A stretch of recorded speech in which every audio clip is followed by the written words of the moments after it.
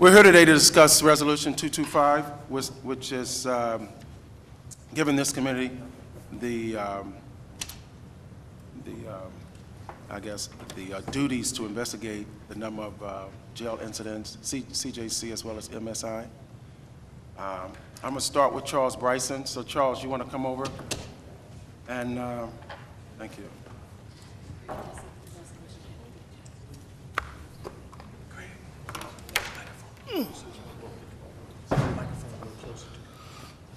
Oh, you can't hear me? Charles, I'm going to swear you in. Do you solemnly swear that the testimony you're about to give in this cause will be the truth, the whole truth, and nothing but the truth, so help you God? I do. Thank you. And thanks for coming. Just for the record, can you state your name and title? Charles Bryson II. I am Director of Public Safety. And how long have you been serving in this capacity, Charles? About 4 years, sir. 4 years. Just for the record, give us your experience before the City of St. Louis. What were you doing before you became, I know you was working in the mayor's office and now you're public safety director. What were you doing before when you were in the state? Before working in city government? Right, city government. I was the Eastern Region representative for the Missouri Housing Development Commission. Okay, all right. Before that, I worked with the state of Illinois in terms of homeless services. Right, right. Before that, I was the Head Start Director for the Springfield Urban League. I'm sorry, before that I was the Executive Director of the Harrison Youth Center. And before that I was the Director of the Urban League of Springfield, Illinois, Head Start. Okay. Have you discussed this testimony with anyone prior to showing up here today? Remember, you're still in the oath. Sam Dotson and I have conversed. That was it? That was it.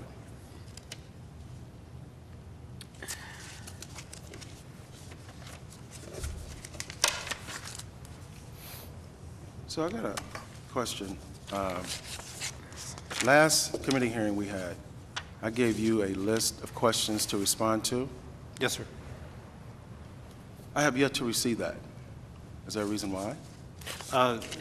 Certain pieces of information have been difficult to obtain, but I have most of the answers to your questions, and some of them can frankly not be answered simply because the process of discipline is still in effect. And so there are certain people that there's certain instances that you've asked about, and those people have not gone through their disciplinary hearings yet, and because of that, those should be admitted, are not admitted to the record because of their disciplinary hearings still have not taken effect yet. So why didn't you give me what did I ask? I mean, what I asked for? Just, you know, if I gave you 15 questions, why didn't you give me the 10 and then give me a reason why you couldn't give me the other 5?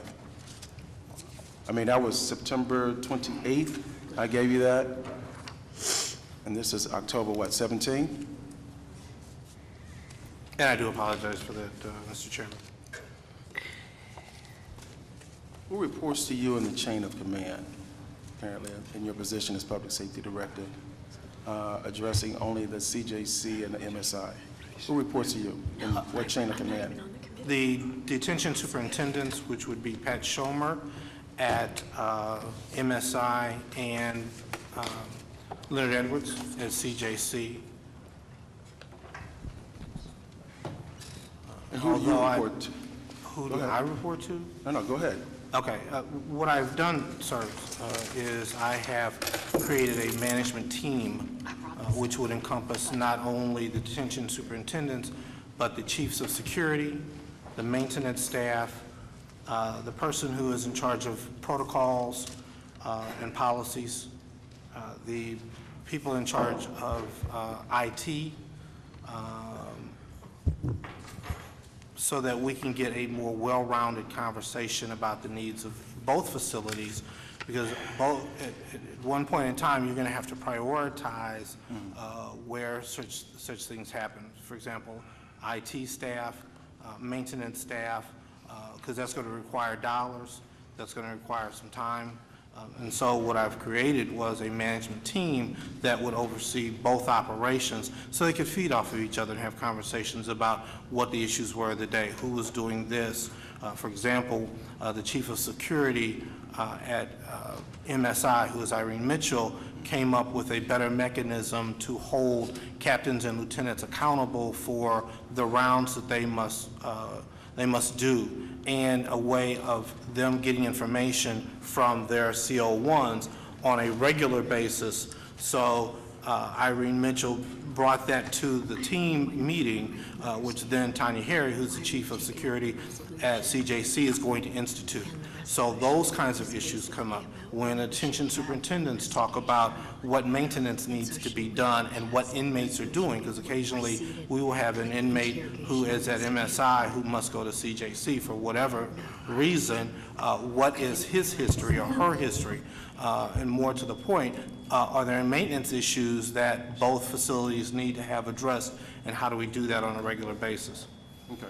So who do you report to?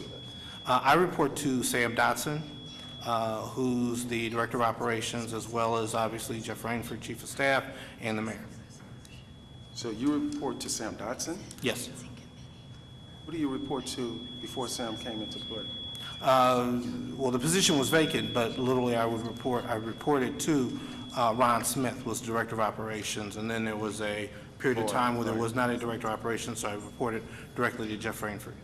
So since there's no longer a commissioner in this position, are you responsible for the day-to-day operations of the jail? No, the detention superintendents are in charge of the day-to-day overall operation of the jail.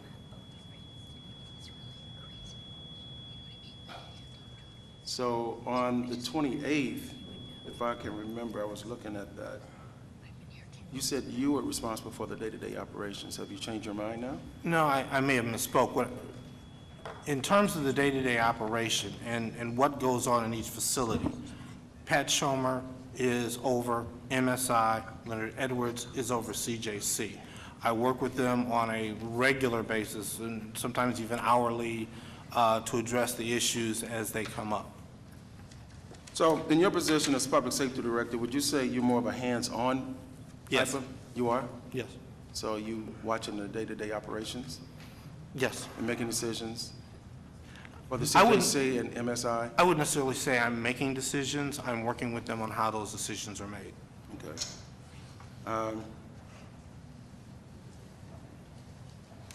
So,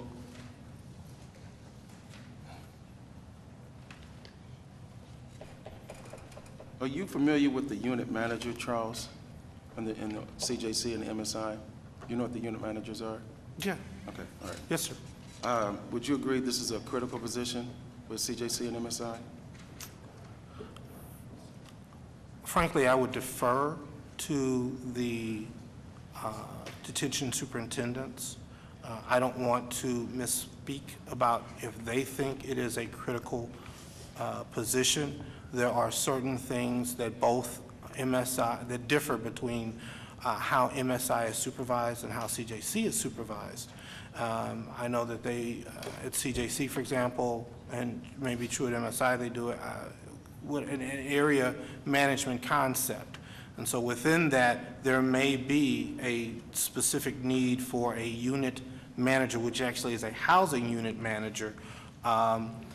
Cameron Daniels is at MSI, and Reggie Moore is at CJC. Okay. And those specific duties, excuse me, those specific duties may differ to some degree at both facilities, but the general nature is to attempt to begin to address some of the inmate needs. So some of the issues that they may have in terms of diet or dietary products, counseling, they may not have been seeing a caseworker as much as they should have. They may not be getting the proper referrals.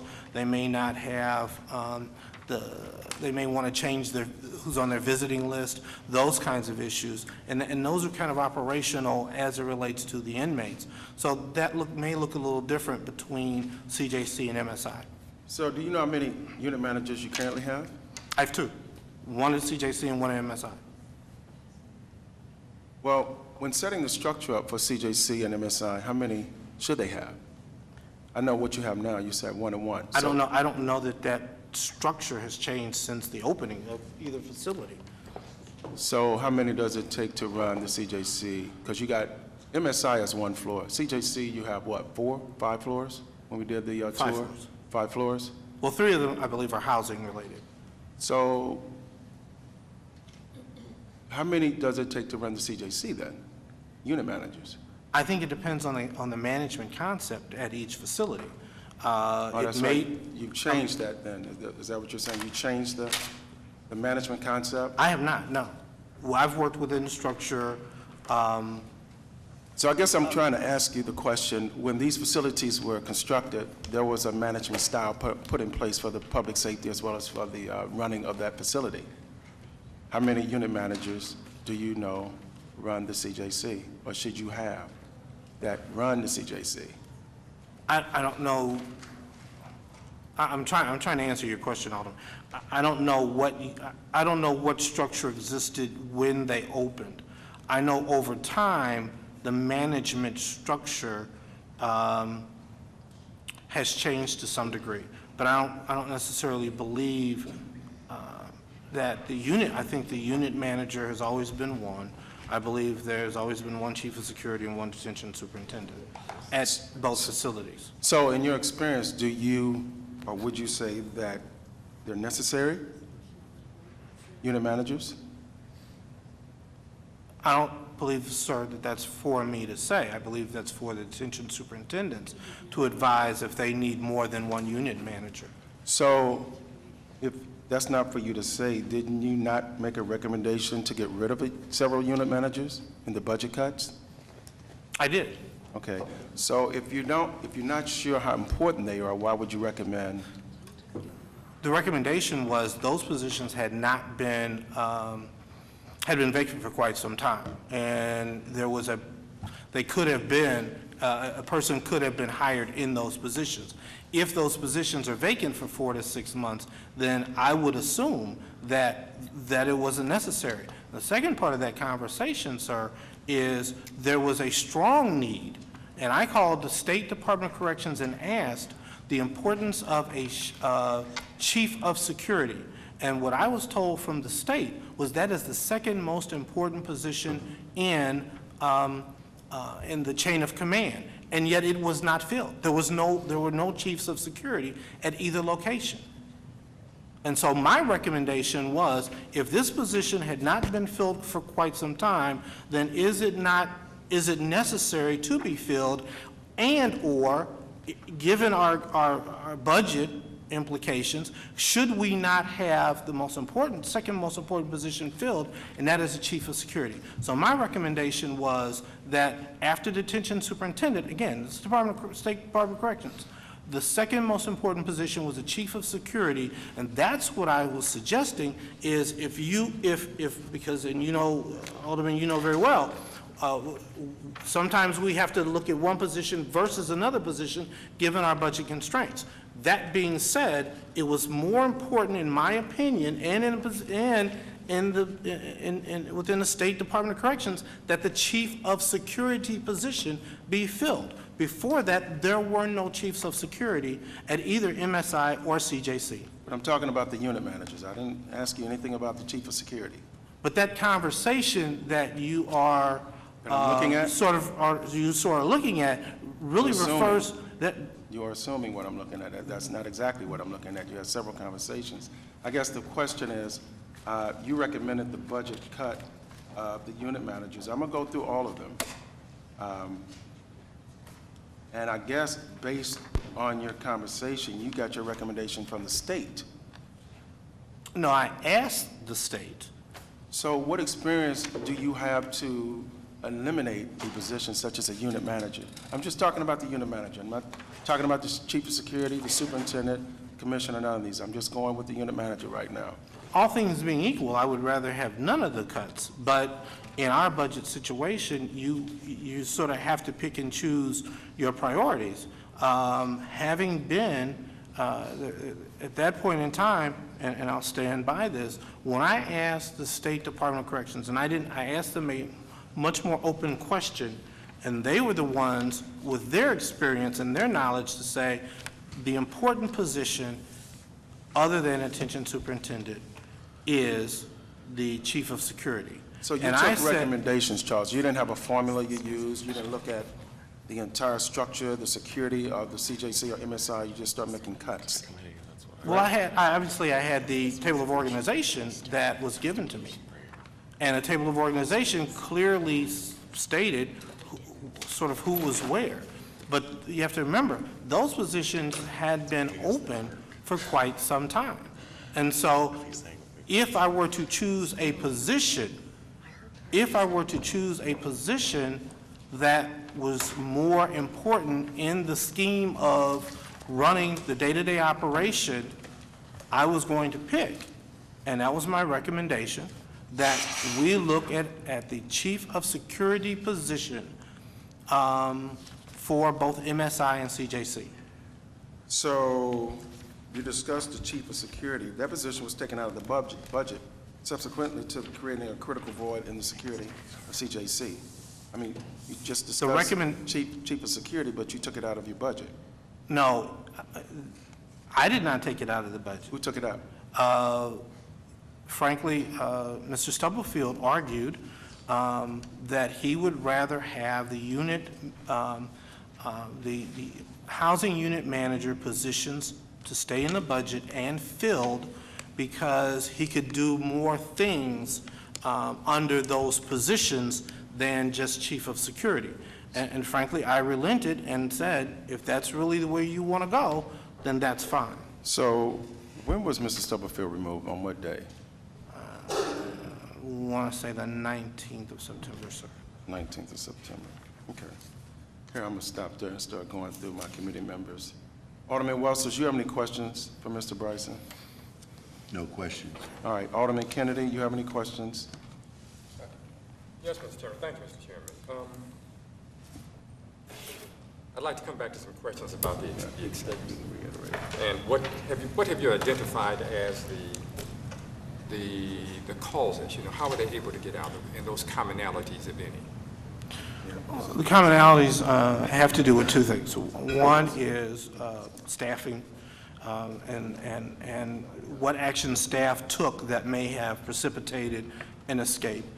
Second thing is how we are monitoring what staff does. So there's a chain there, obviously, correctional officer ones and what they do, but also what do lieutenants and captains do that may have enabled those individuals, said individuals, to have escaped. The third thing is the facility. And so we have tried to address that at each and every point. The first thing, obviously, is we want to hire more correctional officers, and we are doing that on a regular basis.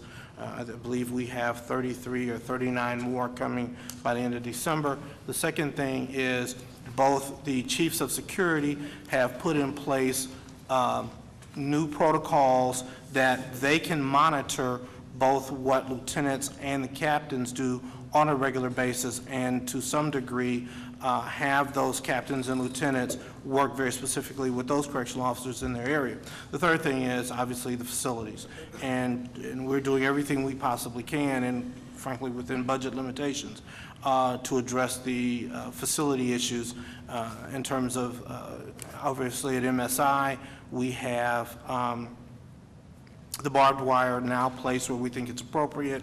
We're also looking at, and that was on the fence, we're also looking at the poles and making sure all the poles, because the last person literally pole vaulted out, making sure the poles are also taken care of.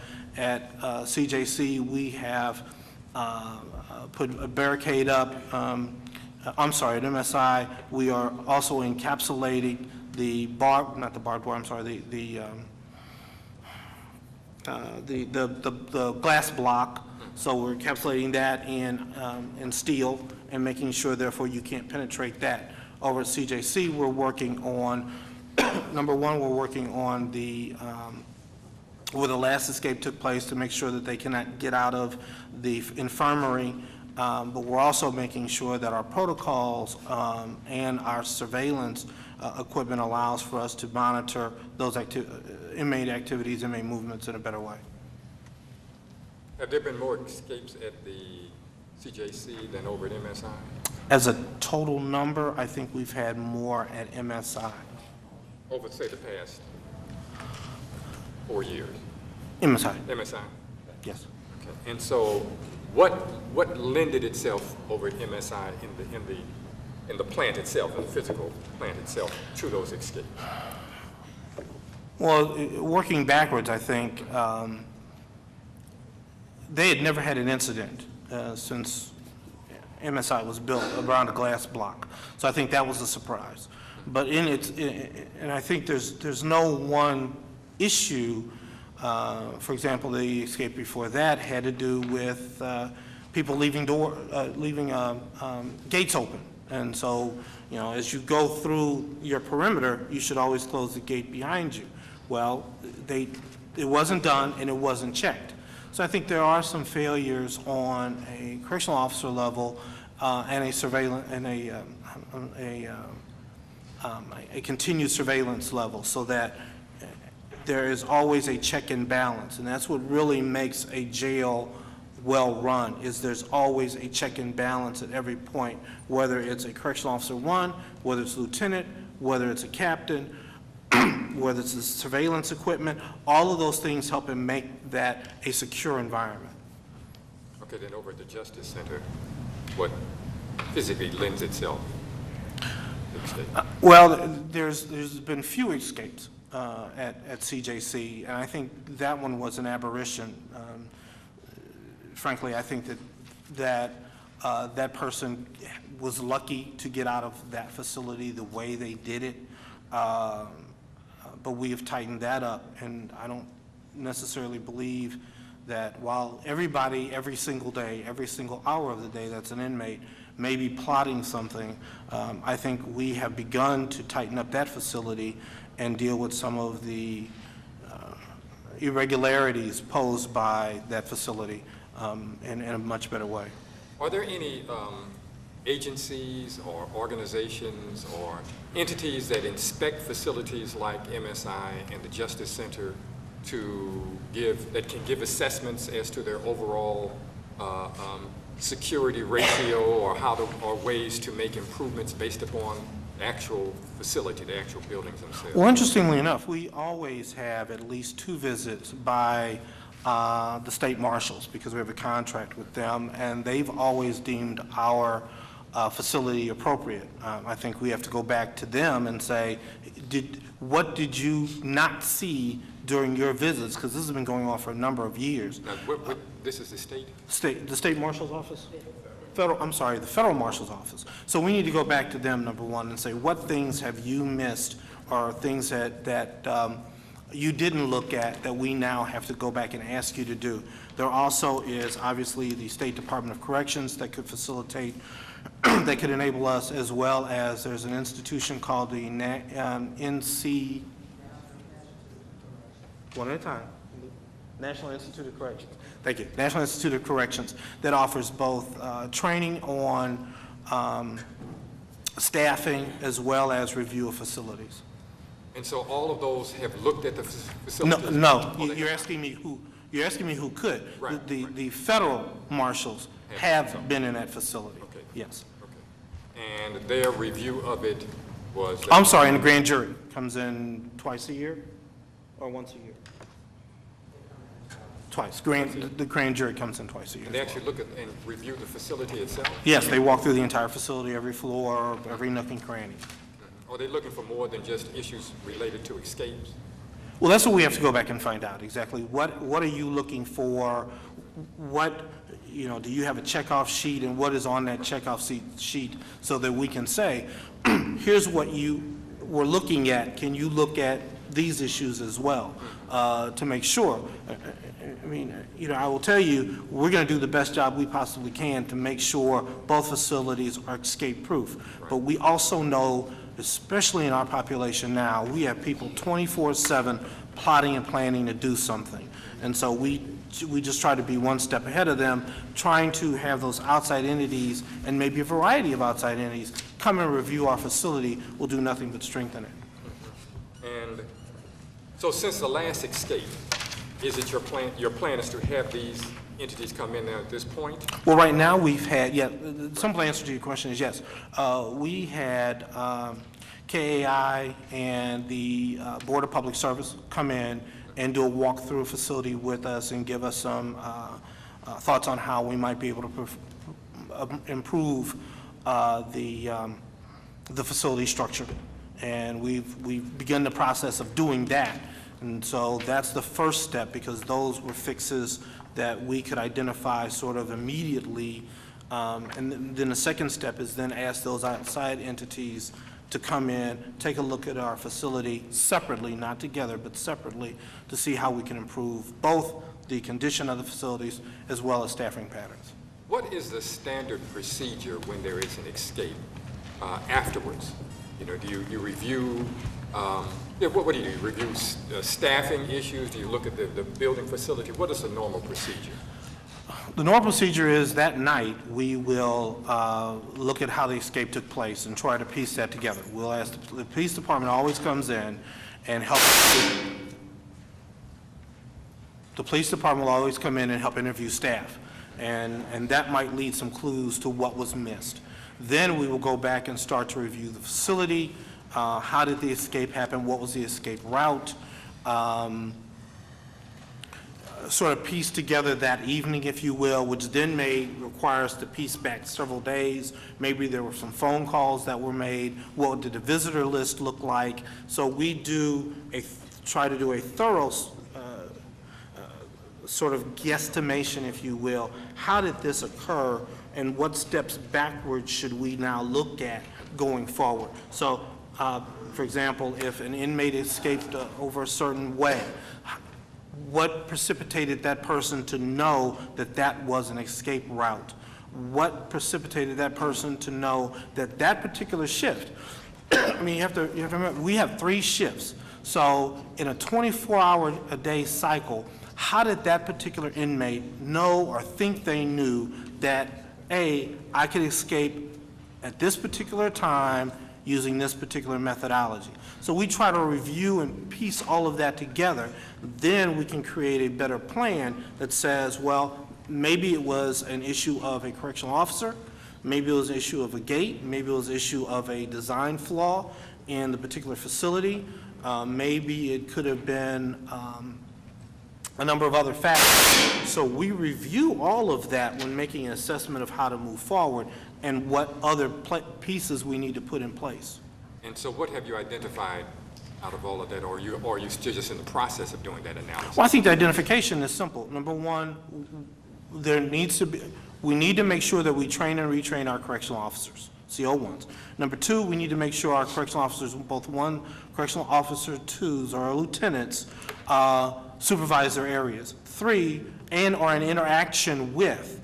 It's one thing to walk up and down the hall and just look at what are you looking at, and how are you supervising this area? Number 3, what are the captain's duties and responsibilities, and are they effective in what they're doing? They should be the link between literally correctional officer 1 and 2's, lieutenants, and management. So what are they doing in their area to make sure that they know and are on top of everything? And that may include maintenance reports. Are you taking the maintenance reports on a regular basis? Are you feeding them to the proper person so that they know that a particular lock or a particular cell is bad and it needs to be fixed right away? And are you doing your follow-up? You know,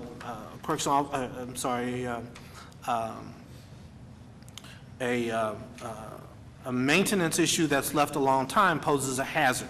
So how are we making sure that up and down the line throughout that chain, we have people who are staying on top of things? But then there's also the how are we supervising the facility?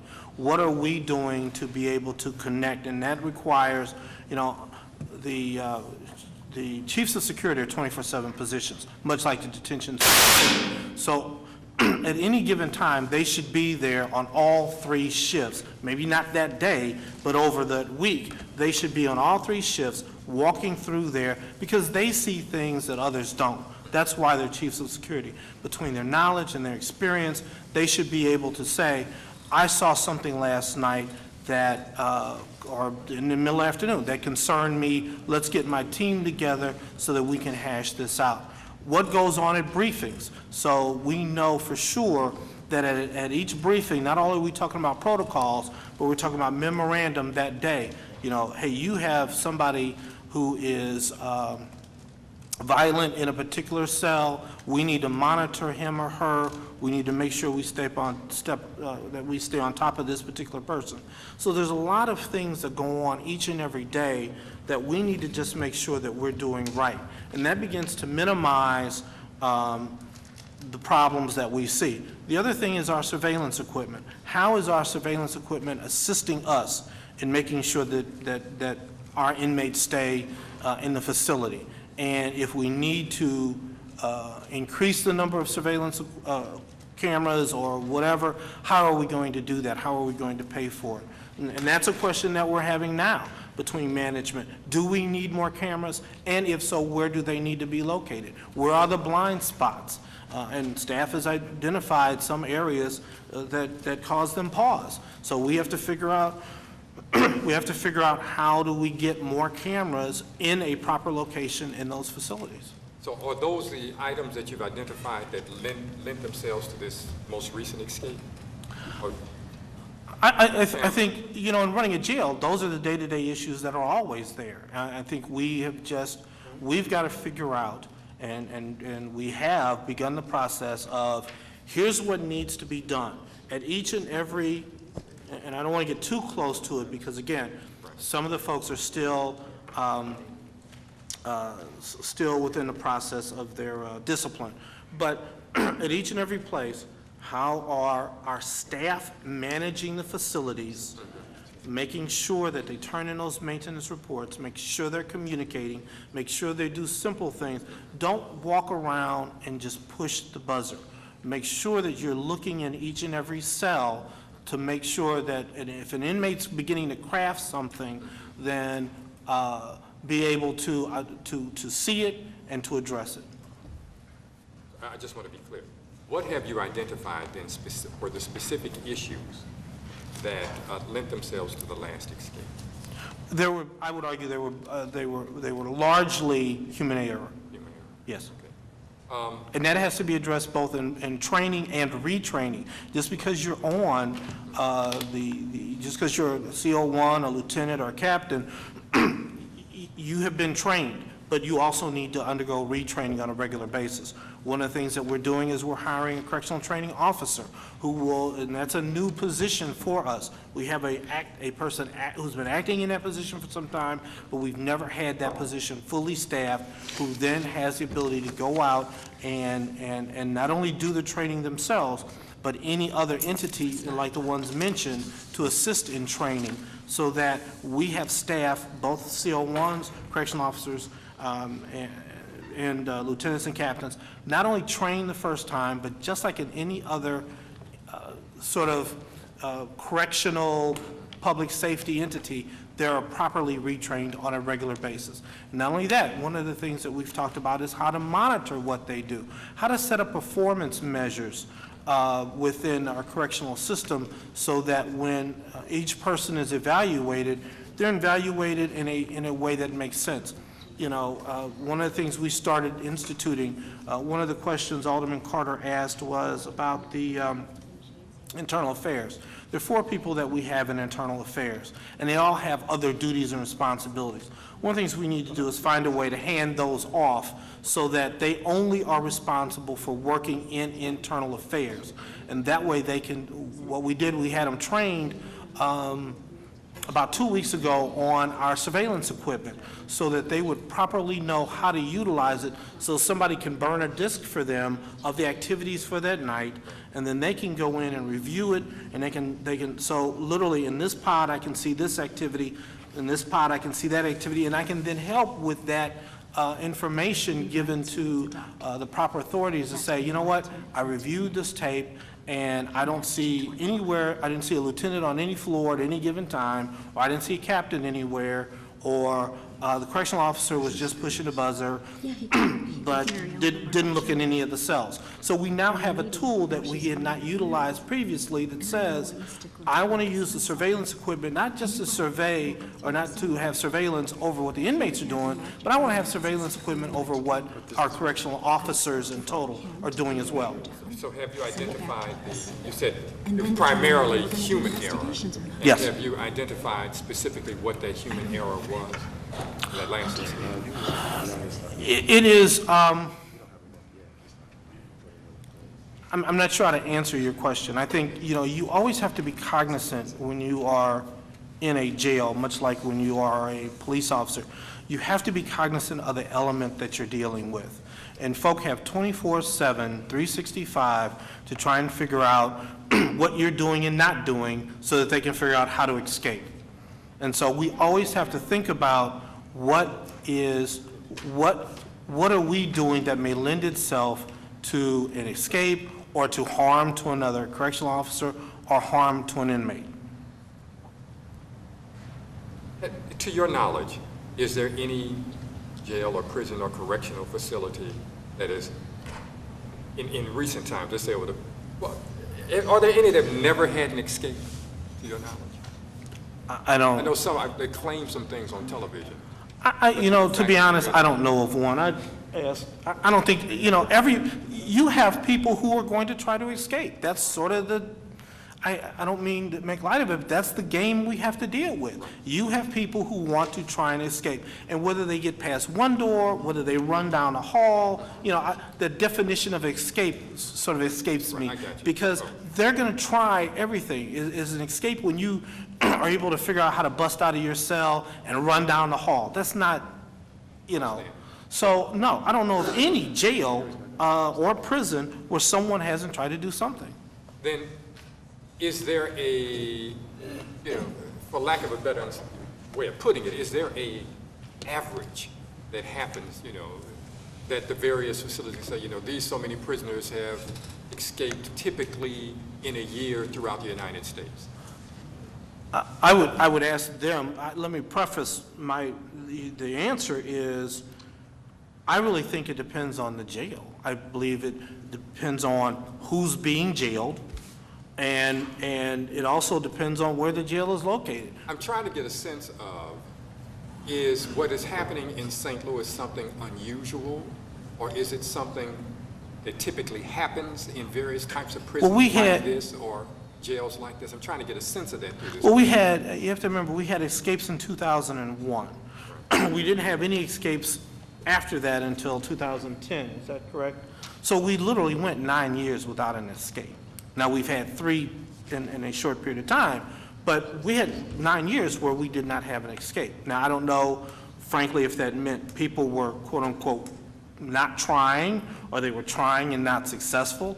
I think each and every day, staff is tasked with thwarting inmates trying to leave their cell. And so, again, the definition of escape is you're outside of the perimeter. That really sort of is. You've made it outside of the building, whether you've made it to the fence or not. And so our task, literally, is to keep people in the building. And so there might, on any given day, there might be somebody running down a hall thinking, if I make a left here and make a right there, then I'll be able to, quote-unquote, escape. When the fact of the matter is, they're not going anywhere. All they're going to do is run into a dead end. So is there a technical definition as it relates to, first of all, is there some kind of correctionals association? There are several, yes. Several. Yes. And St. Louis belongs, or these particular belong to one of those associations? I would ask, are there any, do we belong, that you all know of, to any correctional association? No. Okay, but there are some. Yes.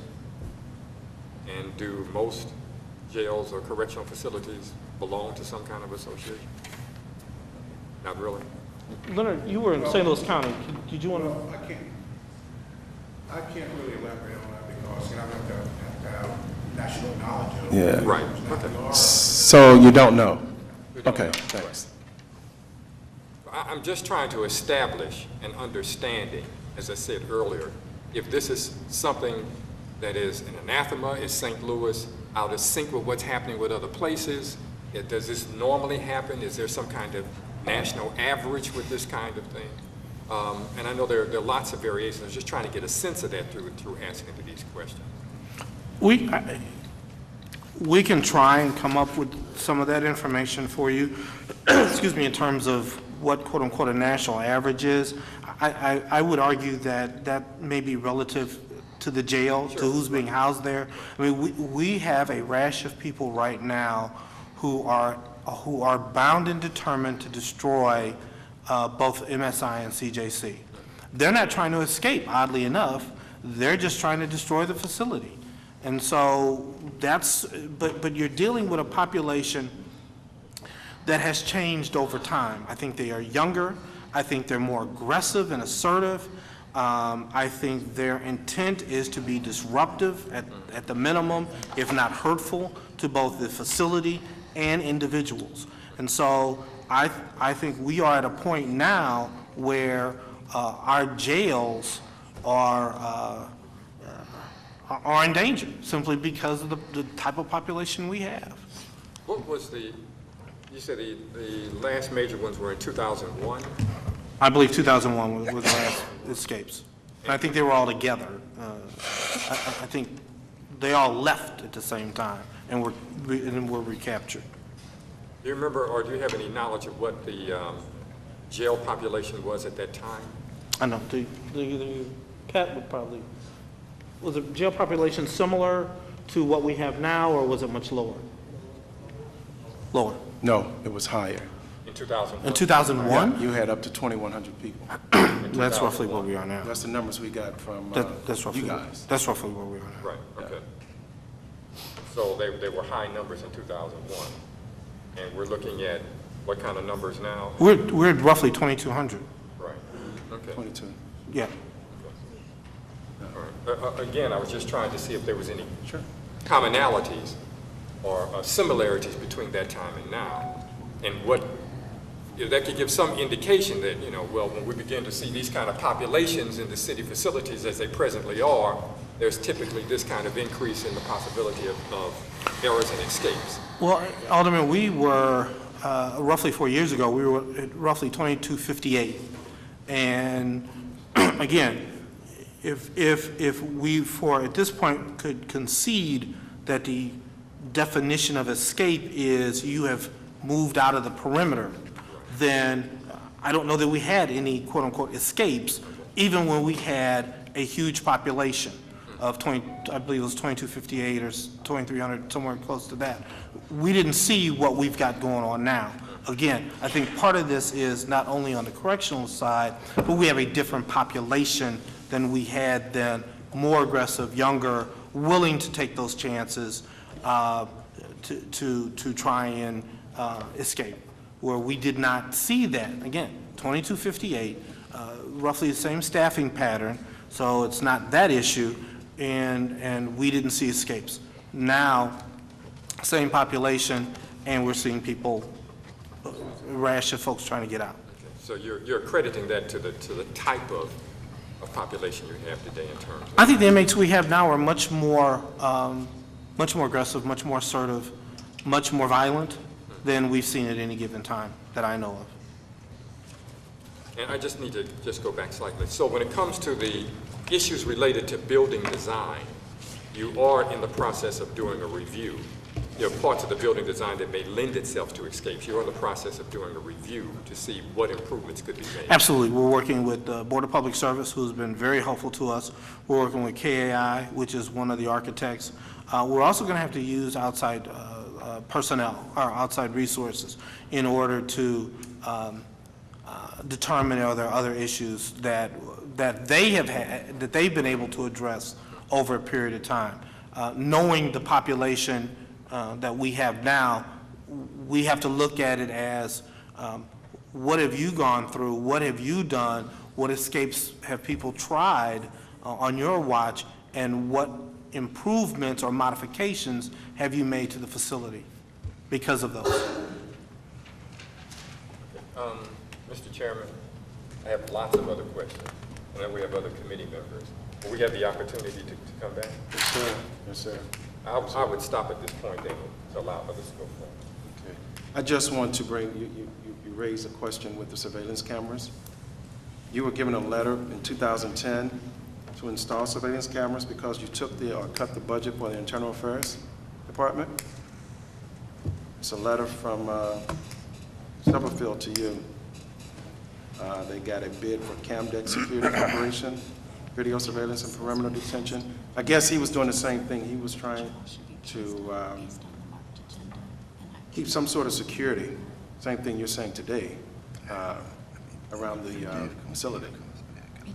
Did you not respond to this letter? I'd have to, frankly, Alderman, I'd have to see it.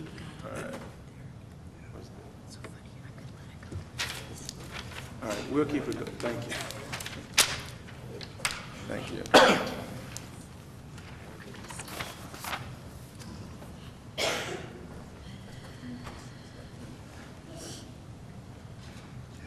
You see I highlighted that at the bottom, Charles?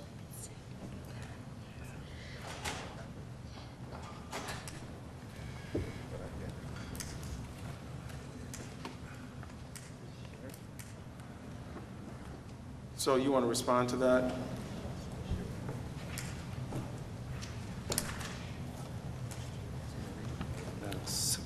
Charles, you want to read what was highlighted? Sure. Given the fact that we no longer have the resources for an internal affairs operation or the staffing pattern to develop a much-needed audit process that is similar to the format used by other correctional organizations, this type of technical support is critical excuse me, for not only preventing future security breaches, it further allows us to conduct reviews of recorded surveillance to determine compliance with perimeter patrol policies or post orders. Your prompt response to this proposal is appreciated. The date on the top. It's September 9th, 2010. Correct. You want to respond to that?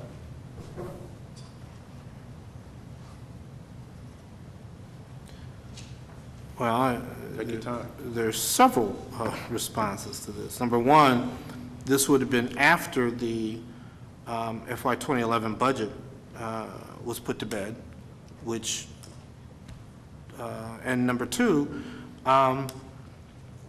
there is always been about I'd have to check, but there's always been about a couple of $100,000 in both MSI and CJC in the building fund, so whether it's, or, I'm sorry, building and grounds fund.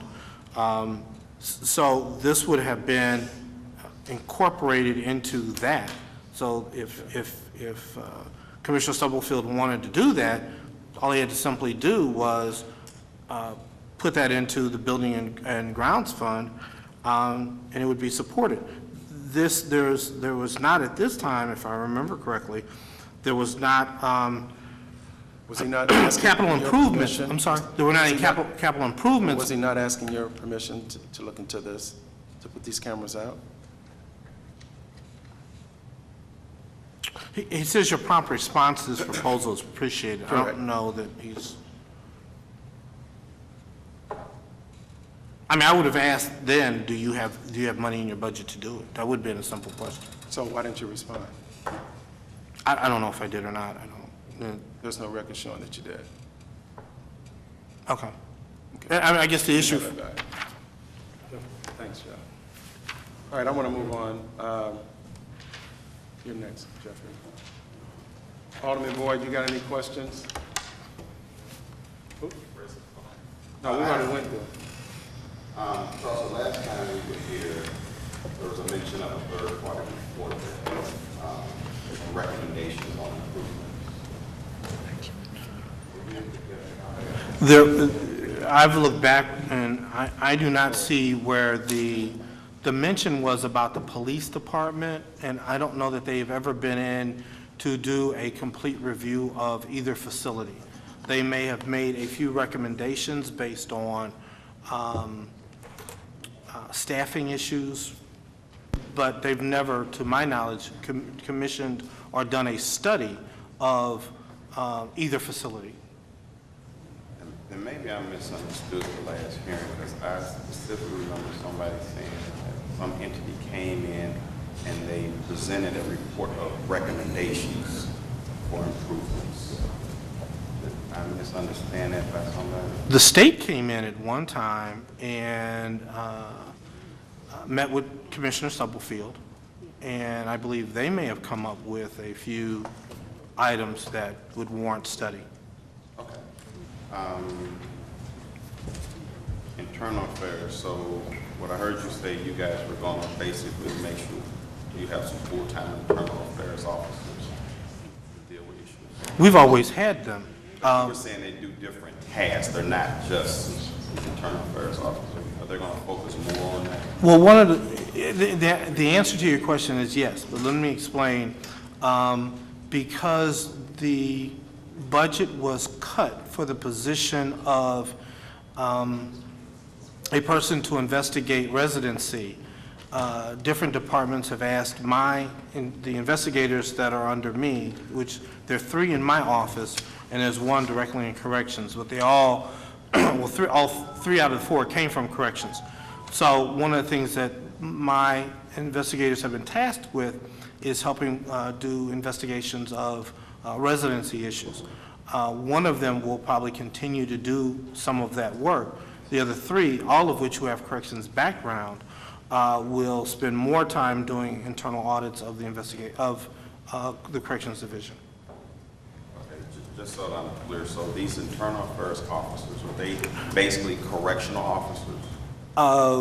They either are currently or have previously been correctional officers before they came on as investigators. But they have been with the division for a number of years. These are not new positions. They've been in my budget every year that I've been, or in the corrections budget every year I've been Director of Public Safety. These are not new positions. And as you work on improvements, are you putting some type of improvement plan together to change the culture of the workforce? Alderman, we talk about that every day. How to, we've got people who are very tired and who feel like the system in total is against them.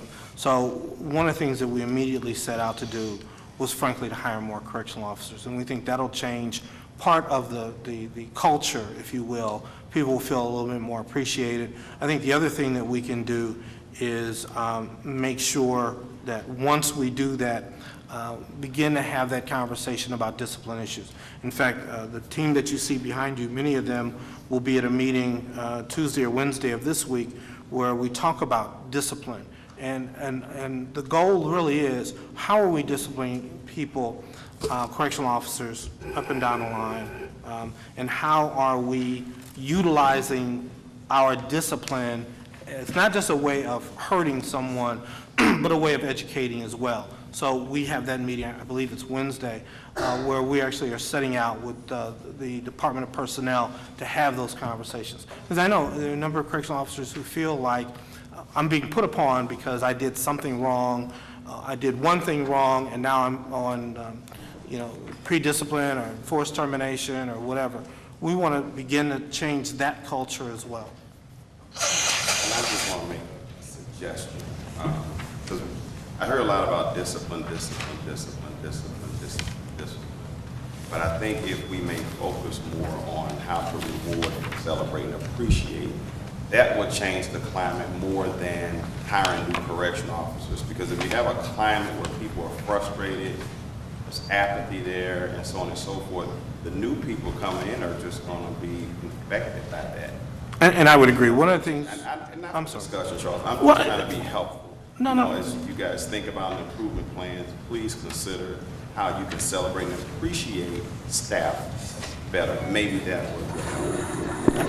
Alderman, I agree with you. My last question is, do you guys keep track of attempted escapes? I know you said once they get outside the building, it's an actual escape, but I'm just curious as how many times there are attempted escapes, because we can hear and jump on a bandwagon that people escape, But if there was 40 people that attempted and were not successful, I think that's reason to celebrate as well. So I'm just curious do you keep those stats? If I may, how do we classify what may be considered an attempted escape? Is it an attempted escape, or is it something else? Attempted escape, when an inmate is being stepped away from breaching the security, it does not. That's an attempt. I mean, you alluded to it earlier, running out of a cell, not going out of the hallway, that's an attempted escape, out of bounds, those kind of things, not attempted escape. Serious. So, if someone here in the trash, you would breach the facility, but does it, that's an attempt. Is it documented? There is a report to it. Jeffrey, the way we're going to do this, if Charles is up here sitting, he's on the oath right now. None of these guys are on the oath. So if you want to ask him a question, I definitely want to put him on the oath. I apologize, That's fine. Mr. Chairman. Is that That's fine. I just want to be clear, if they're documented, is anybody actually? It's documented, and within the IJMS system, there probably is also a write-up that staff does and submits to either lieutenant, the captain, or to the deputy, or to the chief of security. So yeah, all those types of incidents are documented, yes. Would you be able to provide that information the past year? You know, how many attempted? I'm just curious. And obviously that were unsuccessful. We can do that if we can agree to the definition of attempted escape. Again, somebody runs down their cell and is disruptive. I'll tell you, there was a gentleman who wasn't attempting to escape, who tore down an electrical outlet and lit his blanket. Tried to light his blanket on fire. All it did was smolder. That's an incident. That was not an attempted escape. He didn't attempt to leave the cell. How about this? I will yield to your definition. Is that okay? That's fine. All right, that's all. all right? Just on the record, you know, I've been watching these. These are key individuals that are sitting behind you. I mean, this is no joking matter. Should these people be sitting here? I mean, we had the number of people escaping from our city jails. You got the chief of security, you got a superintendent, you got a captain, your captain, chief of security. You got some key individuals here. I mean, you got some very key individuals to run your facility. Should they be sitting here?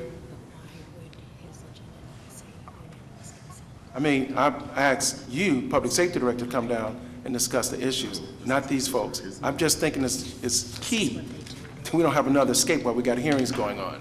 Should these folks be sitting here? I think they should. If you want, For the if you want, security, if I you want want questions from you, Charles. If you want to, but if you want questions, I don't know everything related to. You have at least 100 years of experience and knowledge of both facilities sitting here.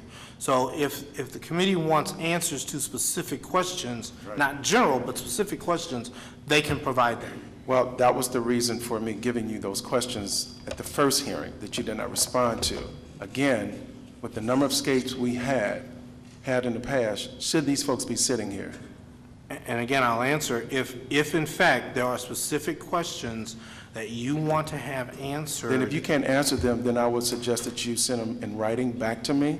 But the security of our jail system is at stake right now. I'm looking at these guys. Because when I took the tour of CJC, took the tour of MSI, these folks was making their rounds. So who are in substitution of these folks, since we got a big void here already in our system, prison system, as far as employees, who are substituting these guys? It would be the captains, they might be the housing unit managers. So how many maybe captains on- do you have currently at CJC? I thought I saw them in the cuts. One. So is he at work now? So what about MSI? No, he's off today. So who's overseeing MSI? Lieutenants. That is not a smooth move, my brother. You got some key individuals here. I would refer, not a good scene. I would always take the safety of the city as a priority. These folks, you can ask them questions later and they can send them back to us. I would say you need to send them to work if they need to be at work. And that's your call. You're the public safety director.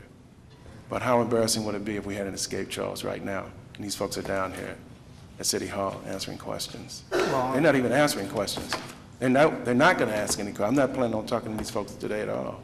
All right. Okay? All right, I want to apologize. I did bypass my colleague, Craig Schmidt. Craig Schmidt is a new member of the Board of Aldermen here on the Public Safety Committee, and I asked him and went directly to Judge Board. I want to apologize to him publicly.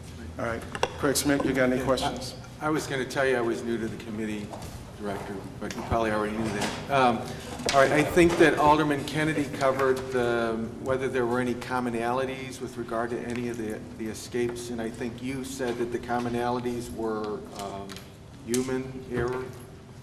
There was human error, yes, and Because there was also the design issues, which you're also taking a look at.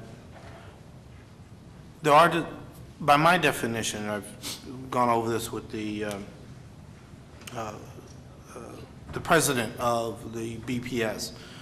There are some issues that I would call design issues that need to be addressed. They were not directly related, however, to the escapes. But there are issues of design that we must look at. One was, obviously at CJC, there was a panel, and the person was able to get through the panel. We've since bolted that, and so you can't do that anymore, but there's some other things that we're looking at relative to CJC. I thought that in fact did lead to the escape, because That incident, yes, sir. Yes, sir. And so we've taken care of that room where that incident took place, but we're also looking at all the other, making modifications to that entire infirmary area.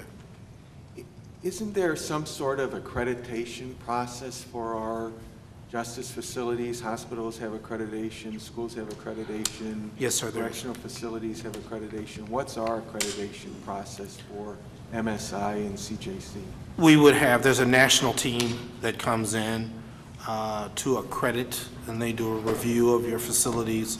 And I would assume they also do a review of your protocols and your staffing, et cetera. It's a national process. And since those folks are gone, do you know off your head what that national team, what it's called? I do not remember the name of the I'll call it an institute, but the name of the organization that does it, no, I don't And do you remember. know how often they review whether it's MSI or CJC? They don't. That's an invitation. And my understanding is that you invite them because you want to be accredited, And have they been invited to St. Louis? not to my knowledge. Is there a cost that's associated with that accreditation process? Not to my knowledge. And so who would make the decision to invite them? I think that would be a team effort. I would think that the detention superintendents, along with the chiefs of security, along with, frankly, with the health coordinator for our health program, as well as the person who's in charge of our protocols, to make sure that because again, this is a multifaceted review, and so each entity has to be comfortable with those assignments. And so there would be a team effort to say, we think we're ready for accreditation. Director, do you want to make the call? Do you want to send a letter? However that process evolves, yes. What would be the benefits to accreditation, do you think, or are there? I think there's several. I think Alderman Kennedy sort of alluded to one, which would be staff morale, that they have participated in a process that led to national accreditation. I think, and that's something literally to crow about.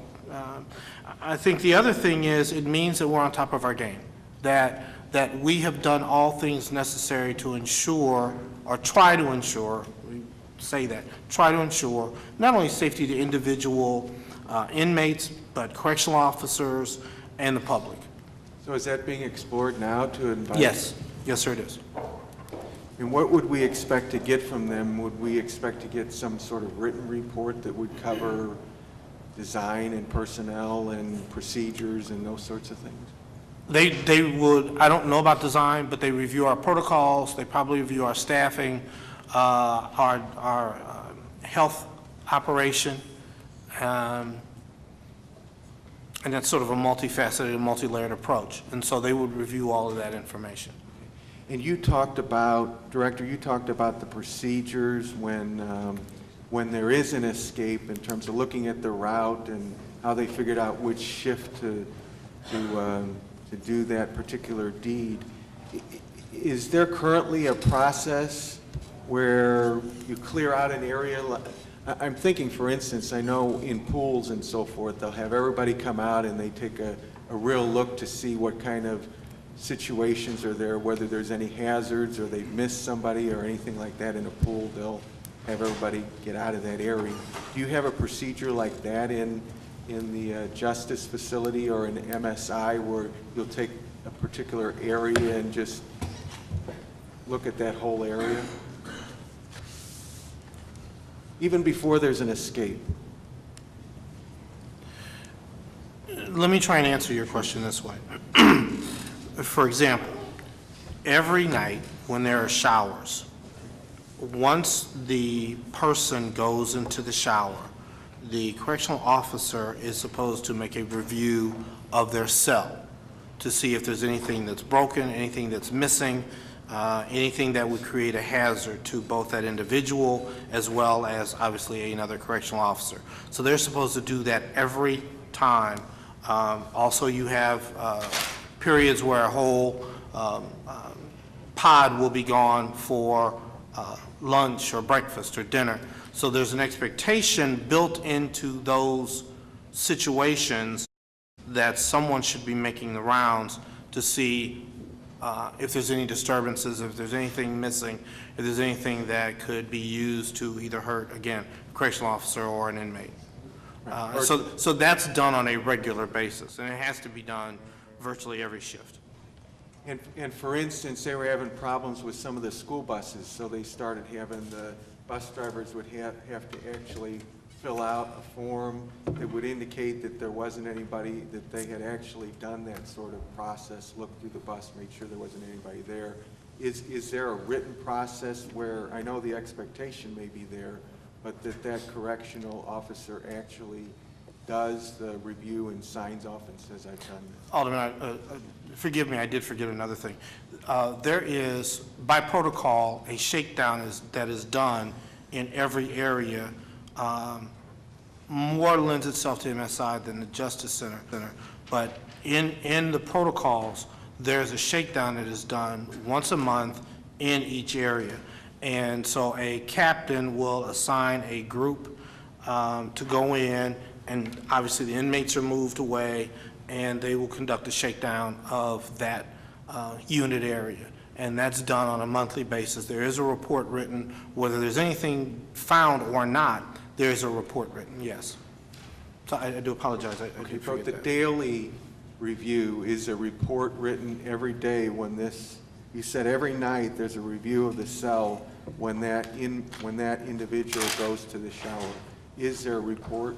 No, I think that was only if they find something. For example, if if I take somebody to the shower and I go look in their cell and I notice there's some glass that's missing, or there's some metal that's missing from some part, then I would write that into the IJMS system that says, that documents the activities of that evening. I would say, inmate is something is missing or something's defective, and it would go into the IJMS system, which would then, there also would be a written report that would basically, if it was a maintenance issue, it would go to they would write up the maintenance need, which would then go to, I believe, the captain, which would then go to either Tom Ray, the maintenance operator, or the detention superintendent. And in terms of the segregation, which is another part in terms of getting certain folks who are more violent in certain areas and so forth, any of these escapes related to the segregation policies or procedures that you know of? Let me answer that a little differently. If I don't answer your question directly, then we can do that again. One of the things that we're working on is classification. Right. And one of the things that we had noticed were there were people that were not classified correctly because we did not have all the information. one of the things that we have to do is we have to process a lot of people in a very short period of time. And occasionally, we're not given all the information either from perhaps the state, the feds, any other jurisdictions, and we have to move people from one location to the other. I would argue the last escape that happened at MSI, that person should have never been there, because not what their charge was, but their history. Right. And so they had tried to escape out of other places. They should have never been there. But because we did not get that information originally, and the charge, I don't remember exactly what the gentleman's charge was, but it was not something that would have suggested they were escape prone. We moved them over to MSI. And so what we've done is we have worked with those institutions that give us information and say we need it much more timely so that we can make decisions. We're also asking a little bit different question from our folks who are going to be inmates with us to try and ascertain, are we classifying them correctly? Should they be at CJC or should they be at MSI? So where can we get that information? Would it be from police and probation and parole, or where would we get that information? Police, probation, parole, DEA, FBI, all the information that we need to assess that person and critically classify them correctly.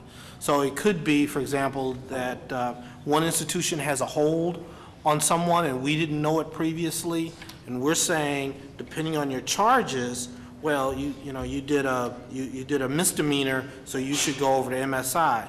We now get your charges, and it shows 2 attempted escapes. You shot at a police officer. You've done other violent things.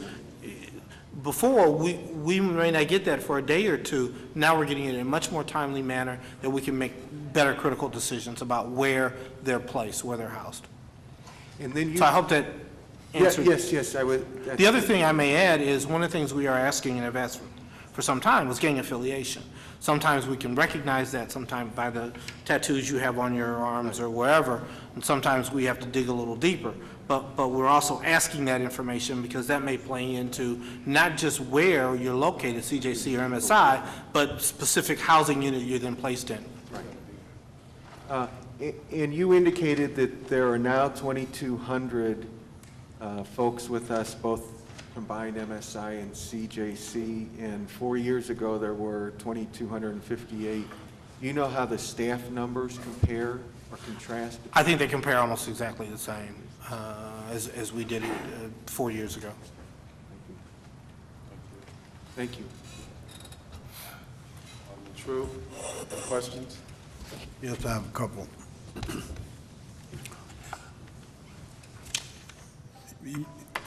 You indicated in 1901 we had 2,100 inmates. 2001. 2001, I'm sorry. You had, yeah, 1901, that would have been great. So the 2000, what was the staff ratio at that time between the inmates and the and the staff? Alderman, correctional facilities are not done by staff ratio. They're done by specific posts that must be staffed. And I would argue that the posts may have changed slightly over the last couple of years because of issues related to the infirmary and the 5th floor. But the posts are what drives where a particular correctional officer must be located in the building. That's what drives the number. It's not the number of inmates versus the number of correctional officers. And I think, as you know, when we went to CJC, there was a correctional officer who basically said that she has got 30 or 40 people in that area, and she was comfortable with that number. So I think it has more to do with where particular posts are located and make sure that those posts are staffed appropriately as the detention superintendent and as chief of security agree. But, you know, like I indicated to her, that was not a question that she was supposed to answer. I mean, why would why would she sit up and say, I don't need any help, and she don't know what the appropriate staff ratio was? So she was an employee manning the post, saying that she could handle it. And if all things were good, that would be good. But in another life, I kind of chaired appropriations, corrections, and social services. And the state institution had staff inmate ratios. And I don't understand why you wouldn't have them. And it may be that it is a And they jail. also had male-female ratios under certain circumstances. I can't answer Well, why. you never had a female, you know, in some certain circumstances by herself. I can't, I would have to look into why the state has, and it may be the difference between a jail and a prison, but since I've started as Director of Public Safety, they have always talked about not the ratio, but about the posts that must be staffed on a 24/7 basis.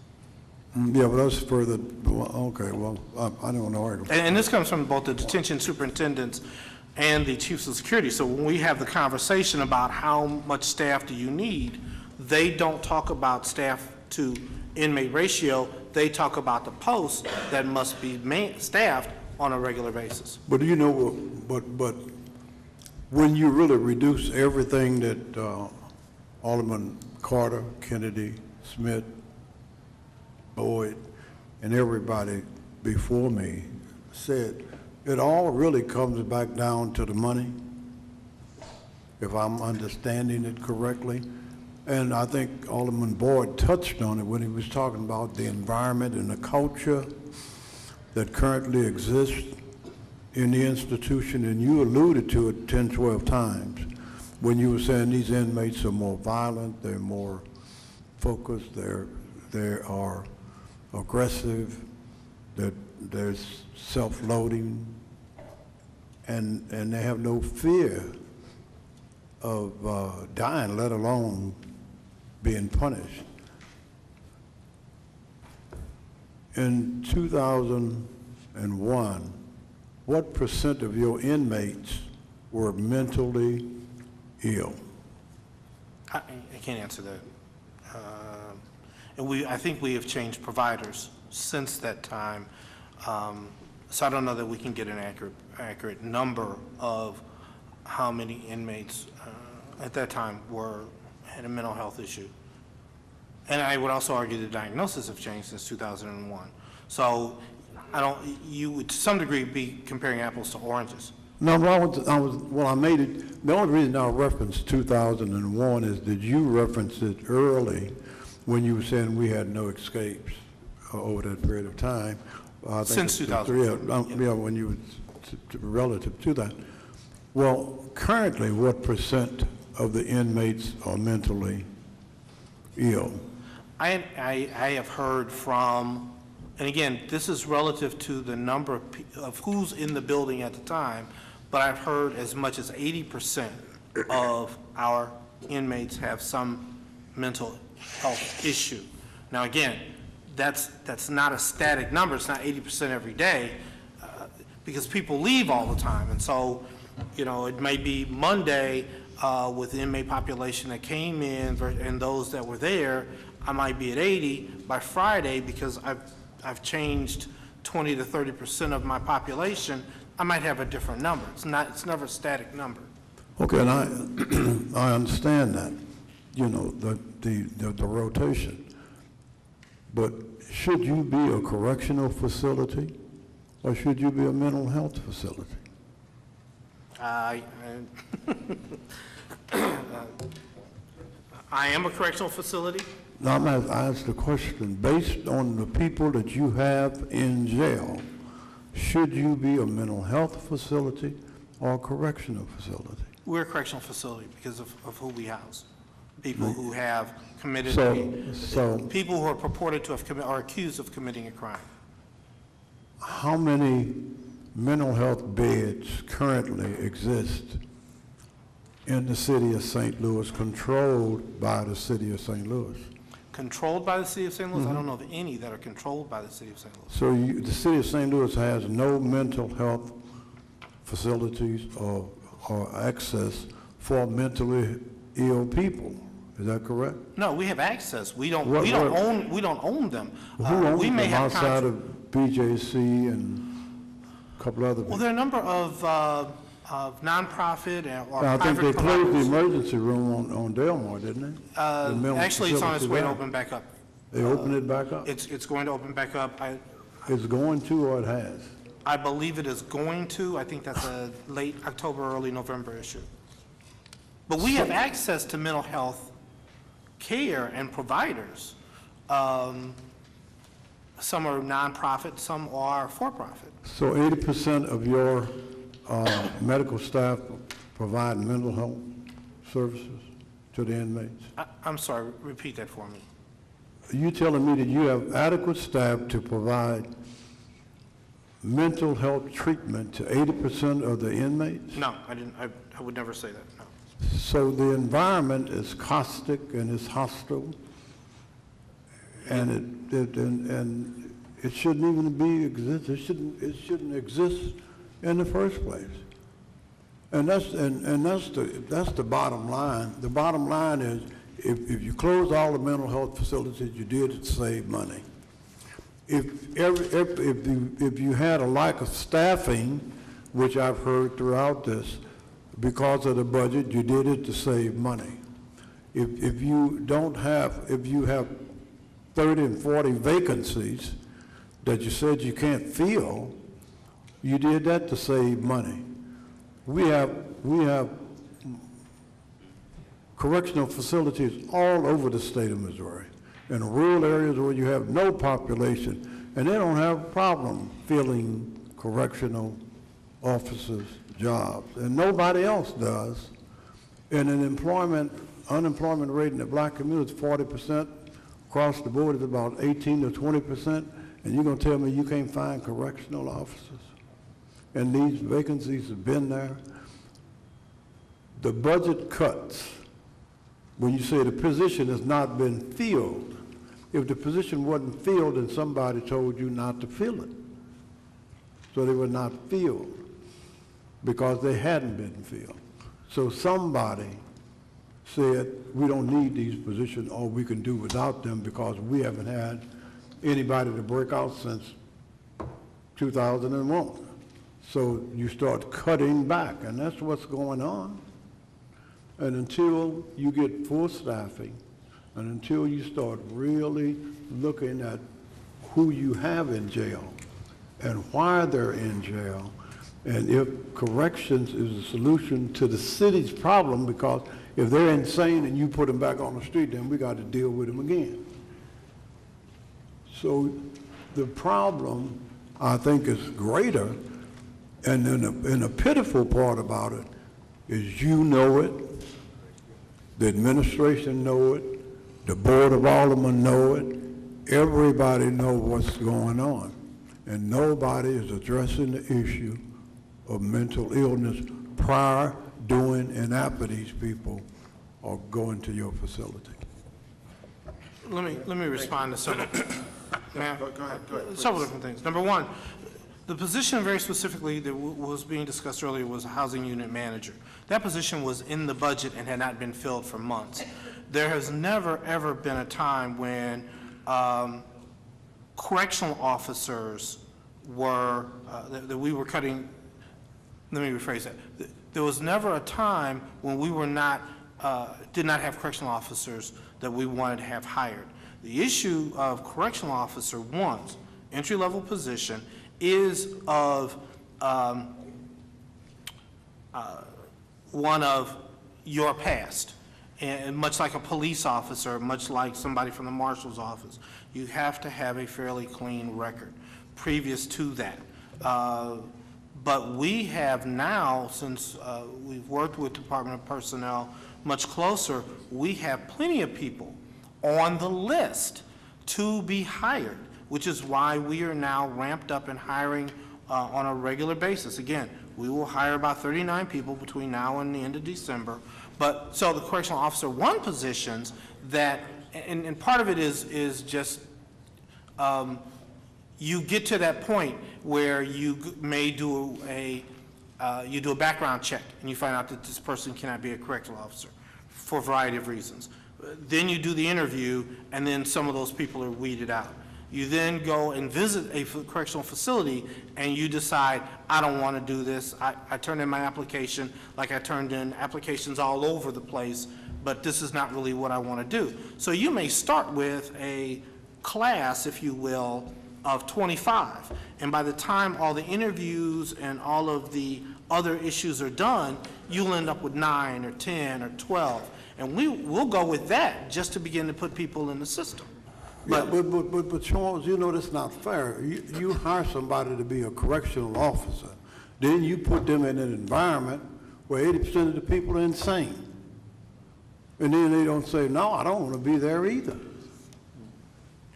Well, we try very But hard to I'm saying explain you are wrong for hiring them as a correctional officer and not letting them know what they have to deal with. No, they do the tour, so They they know know the what, 80% of the people they are walk crazy. through and know what they have to deal with, but again, it is very difficult, even on a tour that we had. I Charles, think that is you, man, look, we beating you up, but I know it's not you. You know? So you don't try to justify that, man. You can't justify that because you didn't do it. Well, You didn't pull the trigger. But we So I'm not- I don't- look, house as inmates. Look, I'm through with it. You heard me. I believe it. You know it's true, and everybody in this room knows it's true. All right, thank you, Alderman. Alderman French, any questions? All right, good morning, Mr. Price. Good morning. Let me follow up with actually something that Alderman Troop was asking about, the staffing. Do you think the place right now is staffed adequately? No. Both places? No, it goes by post. So there's two questions here. Number one, are all our posts filled? That answer is yes. But we need more staffing because obviously we're running a tremendous amount of overtime. We need more people in there. We also need the relief factor that needs to be accounted for, and it's roughly 1.7 per post. So are there adequate staff in terms of is every post filled? That answer is yes. Do we need more people so that people aren't working 10-plus hour days? That answer is also yes. And that's what we're committed to do, is to get people off of those 10-plus hour days and have them work a regular schedule and have more people in that system. So that's what you're committed to do now. But how long has that situation been going on? And when you say we are committed to it now, who is we? That would be me, the administration, and our corrections officials. So, but you and the administration have left those positions open for many years. We don't leave positions open. I've signed the way the process works is the commissioner or his or her designee will send to the director a request for staffing. And so they may turn in a request based on the number of vacancies they have and anticipated vacancies. And I have signed every request and submitted it to the Department of Personnel every time a request has come across my desk for correctional officers, every single time. So And that's the way the process works. So let me just It make- starts with the commissioner to submit a request for personnel. So your position is that those positions have remained open all these years because the commissioner didn't fill them or the personnel department didn't fill them? Because they were in the budget, correct? They have been in a budget. In fact, we had an increase in this fiscal year. So Well, I why want were to say they 12 not- people, it might be a little more, I'm sorry. So why were the CO positions not filled? I would ask that due to the ongoing investigation. Which that, investigation? of Commissioner Stubblefield that I reserve the right not to answer that question. So you're not going to answer the question? No. Okay. I'm going to come back to that one, but let me first ask you, do you think that not having adequate staffing presents a safety problem inside of the jail? Again, the issue of staffing is twofold. Every post is filled. And so if you look at the quote-unquote staffing issue, every post is filled.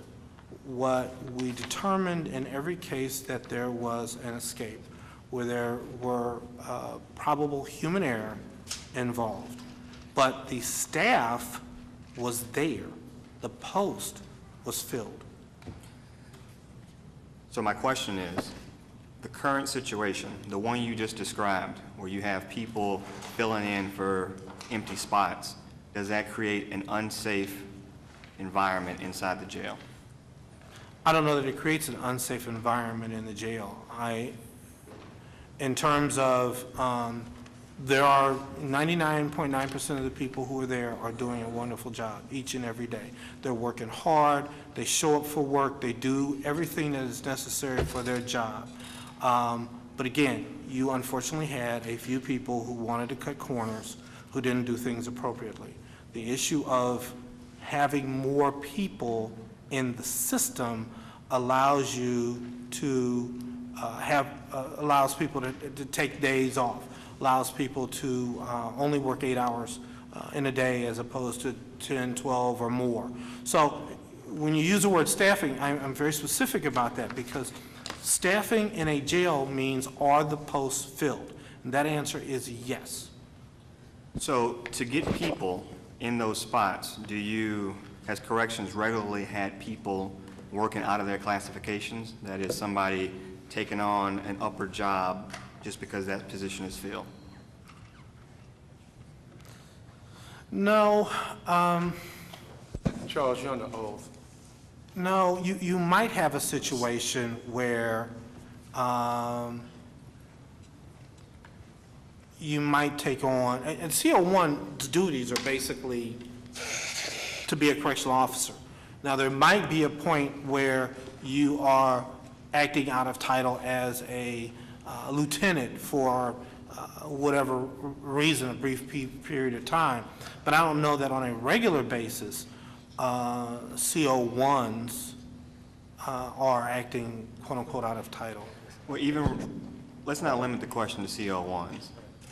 All positions, of all the vacancies you have over there in the Division of Corrections, have people been regularly working out of their classification, that is, taking on somebody else's job to make up for these vacancies? The way you ask the question, I cannot answer it, because I am hesitant to say who's been working out of title and what their duties have been. Again, when you sort of look at the area supervision concept, there were people who were, by definition, perhaps working out of title, or were given an acting title instead of being appointed to a particular position. So, for example, you actually had someone who was an acting chief of security, which was not a position, I believe at the time, that was funded in the budget. And then they were at some point appointed to that position. But you sort of get in this gray area with the Department of Personnel over, is a CO2 a lieutenant position? Or is it an appointed position where you have in your budget, you have a CO1, CO2, and a lieutenant? Or who's a unit manager, and were they appointed to that position, or are they acting out of title to that position? And so that's part of the issue was who's acting out of title, and we saw this in the fire department. Who's acting out of title, meaning they are accepting responsibility for something that they may not have been trained for, that may be non-budgeted, that may mean that they have to increase we have to increase their salary And because of that. That's my question. It's a yes or no question. So is that occurring? Are these people working out of their classification? I don't know at this moment, as you asked me, that there's a situation. I don't know of a situation that you ask that right now, this moment, someone is acting out of title. I'm not saying today on October 17th, but I'm saying, has that been the situation? There might have been people who were acting out of title. I don't know if that's a routine. I don't know if that person was granted that. Let's say somebody was short on they were short of union manager. No, bad example. They were short of lieutenants, and so somebody had to act as a lieutenant for a night or a week. Okay, Mr. Bryson. Well, look, it seems like it has been an ongoing situation. We've got a series of correspondences between the Department of Personnel and you personally.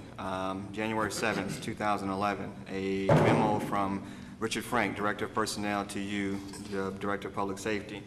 On a related matter, the Department of Personnel is very concerned about correctional employees being worked out of their classifications and has accordingly notified corrections about this. That was to you. On April 21st, 2011, email to you,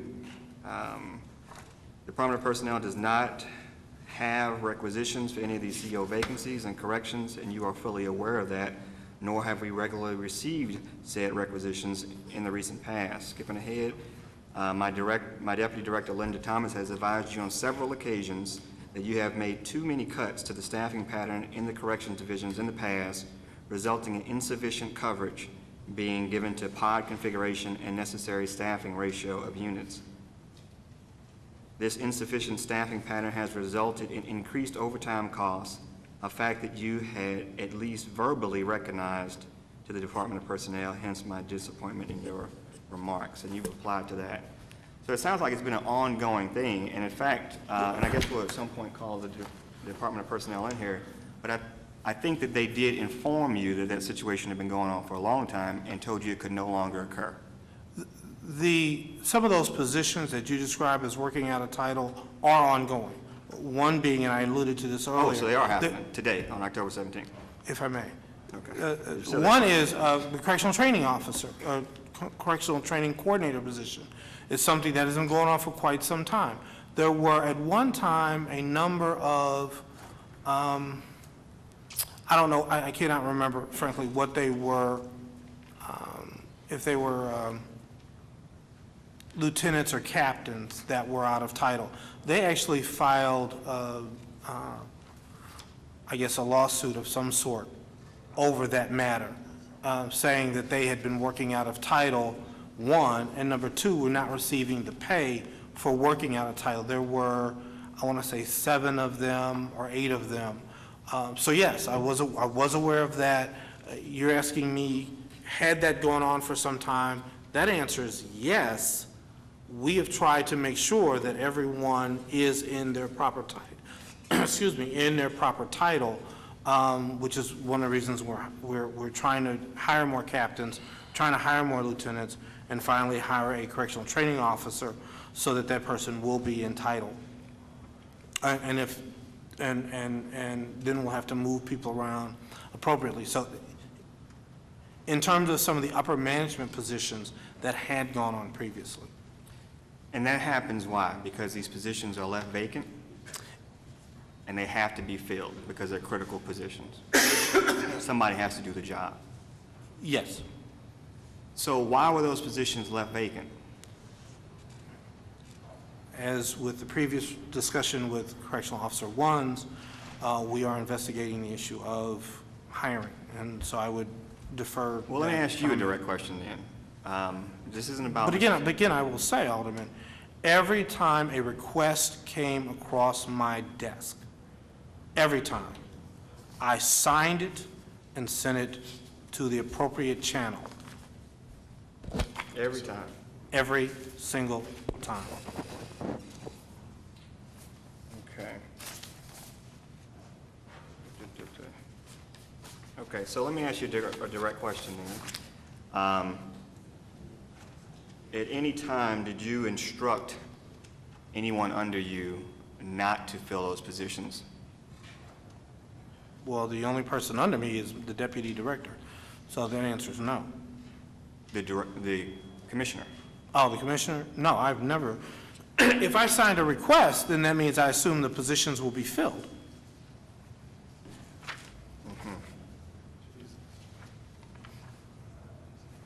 Okay.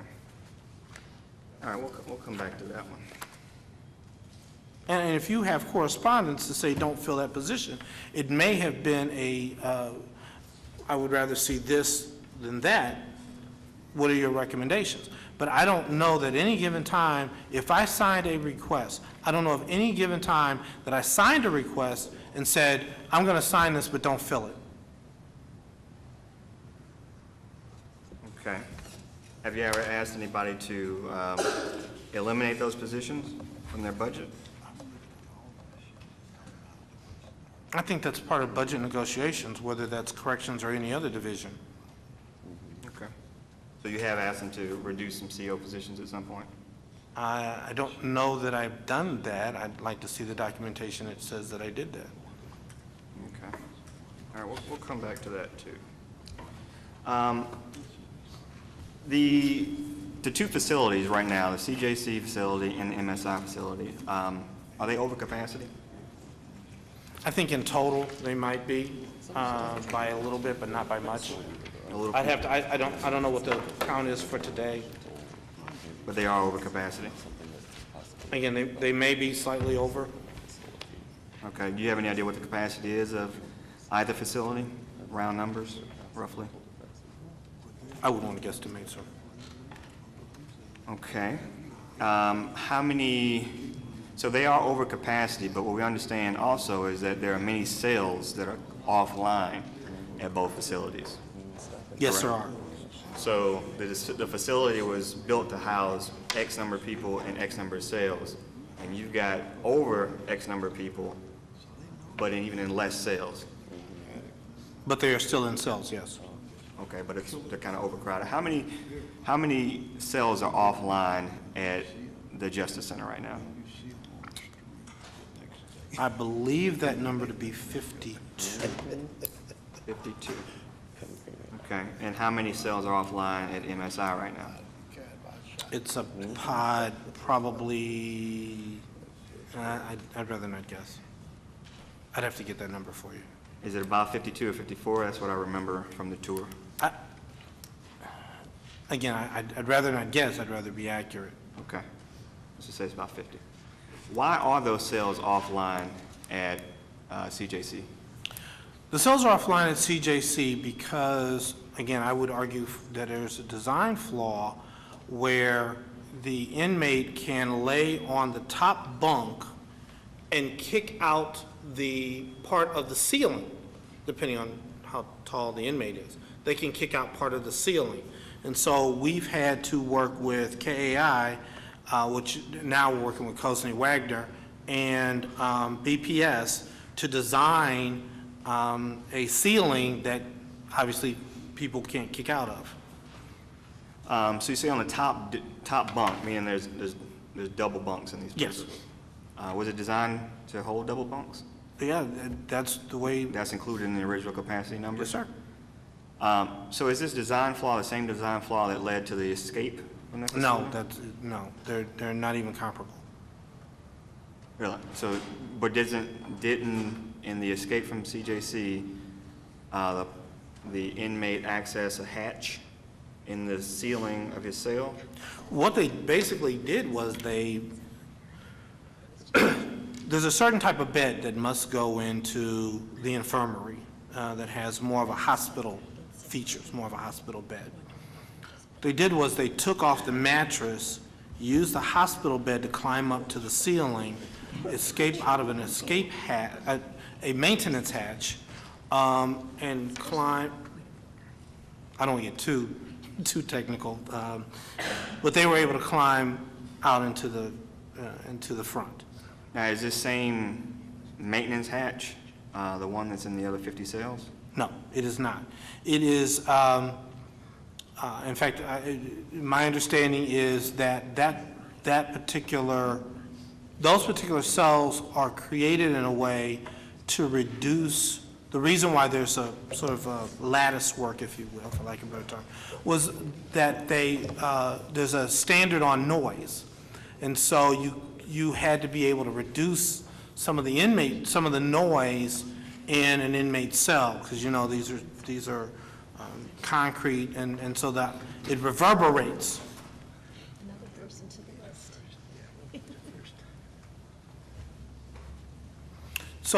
So the sound reverberates, and to sort of reduce the sound, they created this duct work, if you will, or this sort of mesh ceiling, which frankly is not strong enough to hold inmates, but it is also, it leads to the ductwork, but you cannot get out of the building, that way. And so they are two very different, what happened in their infirmary and what is going on in those cells are two very different things. But the problem is serious enough to take 50 cells offline. Yes. When were they taken offline? They were taken off the line, my understanding is June of this year. And is there any plan or strategy to fix the situation? Any money secured to fix the situation? Yes, we are working with Cozney Wagner, and BPS is overseeing the project for us. And we're looking at, we've taken a cell and we're configuring a different type of ceiling that would allow for, not allow an inmate to be able to kick the ceiling in or kick the ceiling up. And where's that money coming from? We're looking at building and grounds, the CJC budget for building and grounds. How much is in that budget? I don't know offhand. Are we talking hundreds of thousands, millions, what? Hundreds of thousands, I believe. How much is that problem going to cost? That's why we're only doing one cell to see how much the potential cost may be. Do you think there's enough money in that fund to fix all 50 cells? I don't know that answer. I don't want to speculate. When are those 50 cells going to get back online? As soon as we take a look at that cell and do our review and determine if that's an appropriate fix for that cell. If it is, then yes, we'll have to find the resources to fix all 50 cells or whatever. But you don't have that right now, so you can. Well, I don't know the answer to that question of how much it's going to cost, so I don't know if I have it now or not. Okay, but you guys felt good enough, secure enough about that to include it in your first report. Actually, it's Mr. Dodson, so I'll ask him about that a little later, but his first report is that was the solution, but you don't really have any money or plan, really. Well, if that works, then that will be the plan. I don't know how much that is going to cost in total to fix all the cells. We believe that it is a decent fix. Cozney Wagner believes it's a decent fix, but they want to make sure that that's a good fix, because you're going to have to then weld some material together, and so we need to know time and materials, total cost to fix each and every cell, because they're all configured roughly the same, and then figure out where the resources come from. Okay. So until you fix those in the remaining cells, and do you have any idea how many total cells there are over at the Justice Center? I don't remember all of them. So in the remaining cells, though, those are overpopulated right now. They've got more people than that place are designed to fit in that number of cells. I would argue that might be true. You argue what? I would argue that might be true. Okay. And you still have the staffing issues. So the place right now is understaffed and overpopulated.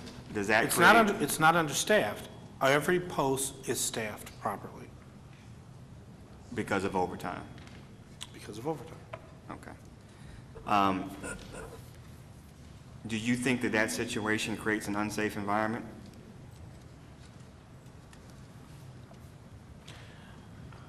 I can't answer that. I think the issue is going to be staff has stepped up to the plate, and they monitor very, very closely inmate movement, inmate activity.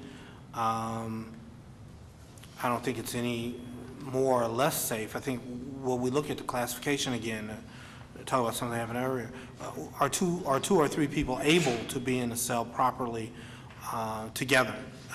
So are there, do we see any markings that would indicate that if we put these three people in a cell, that they come from different or rival gangs?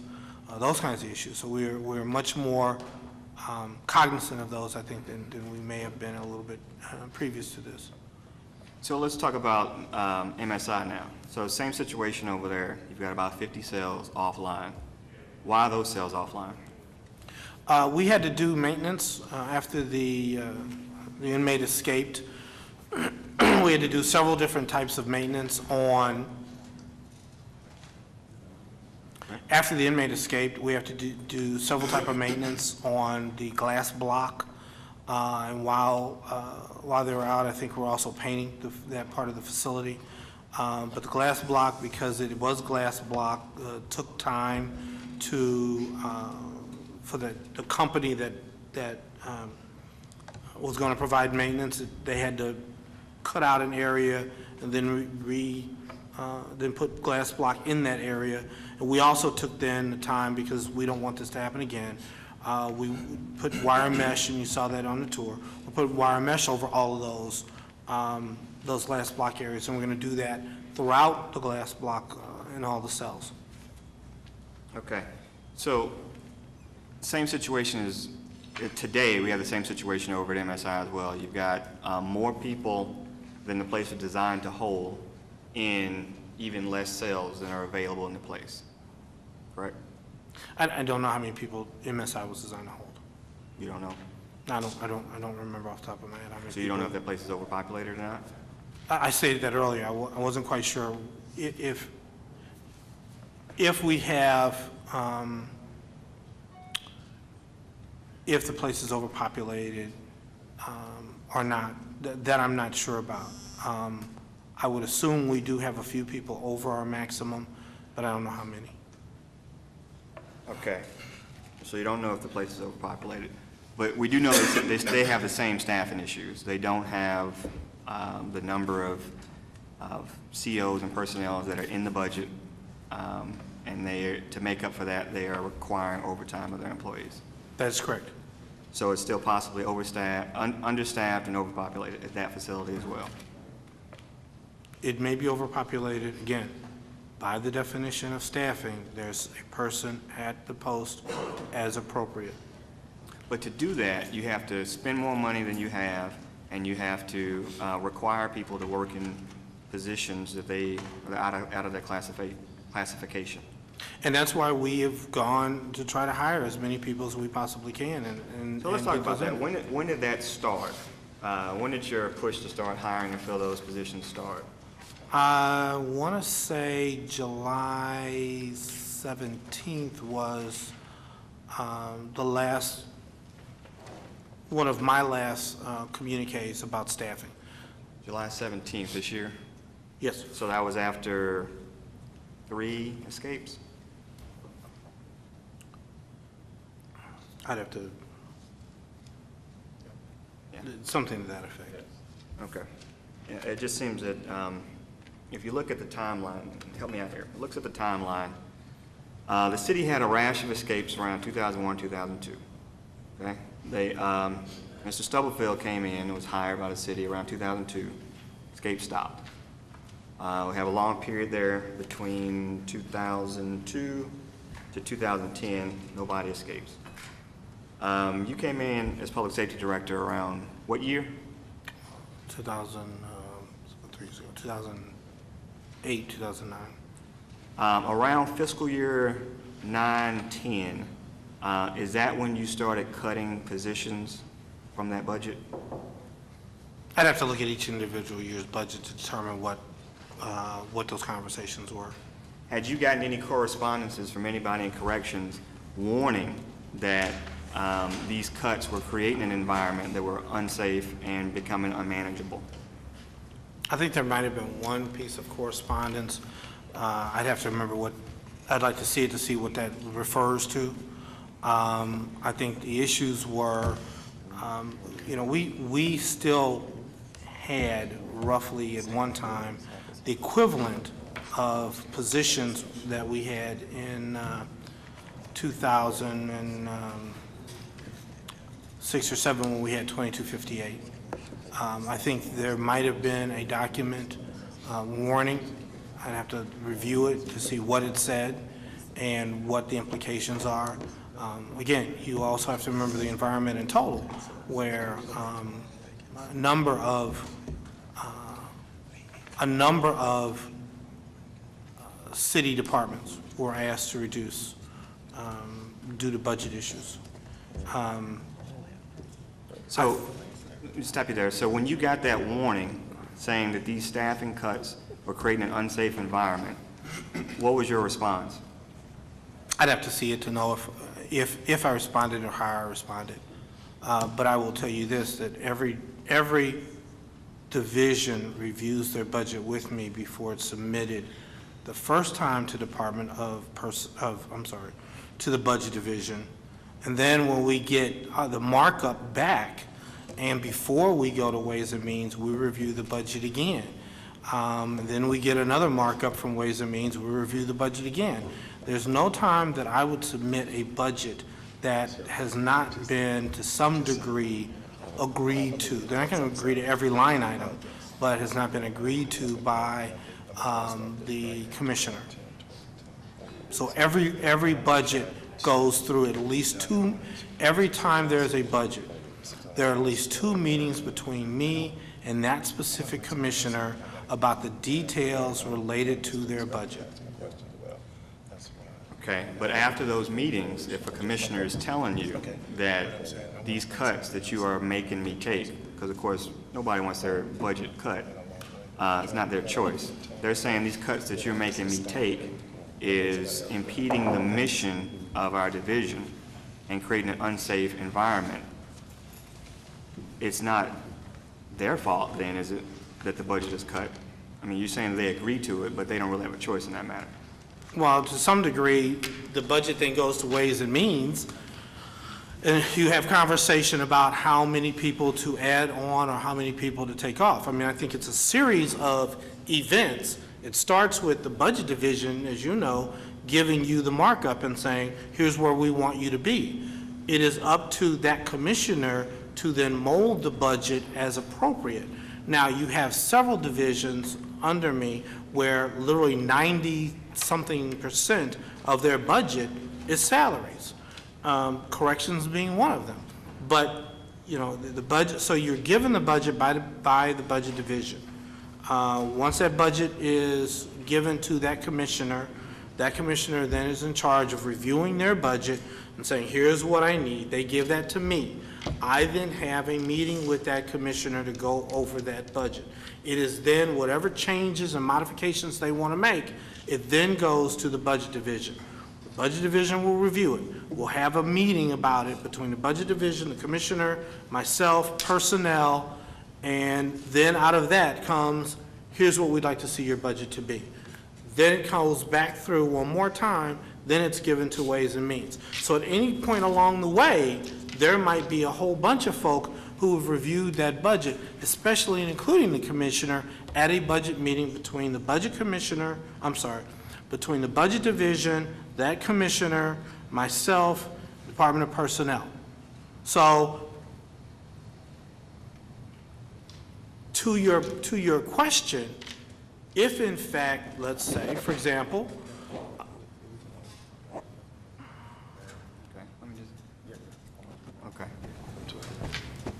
if in fact, let's say, for example, that,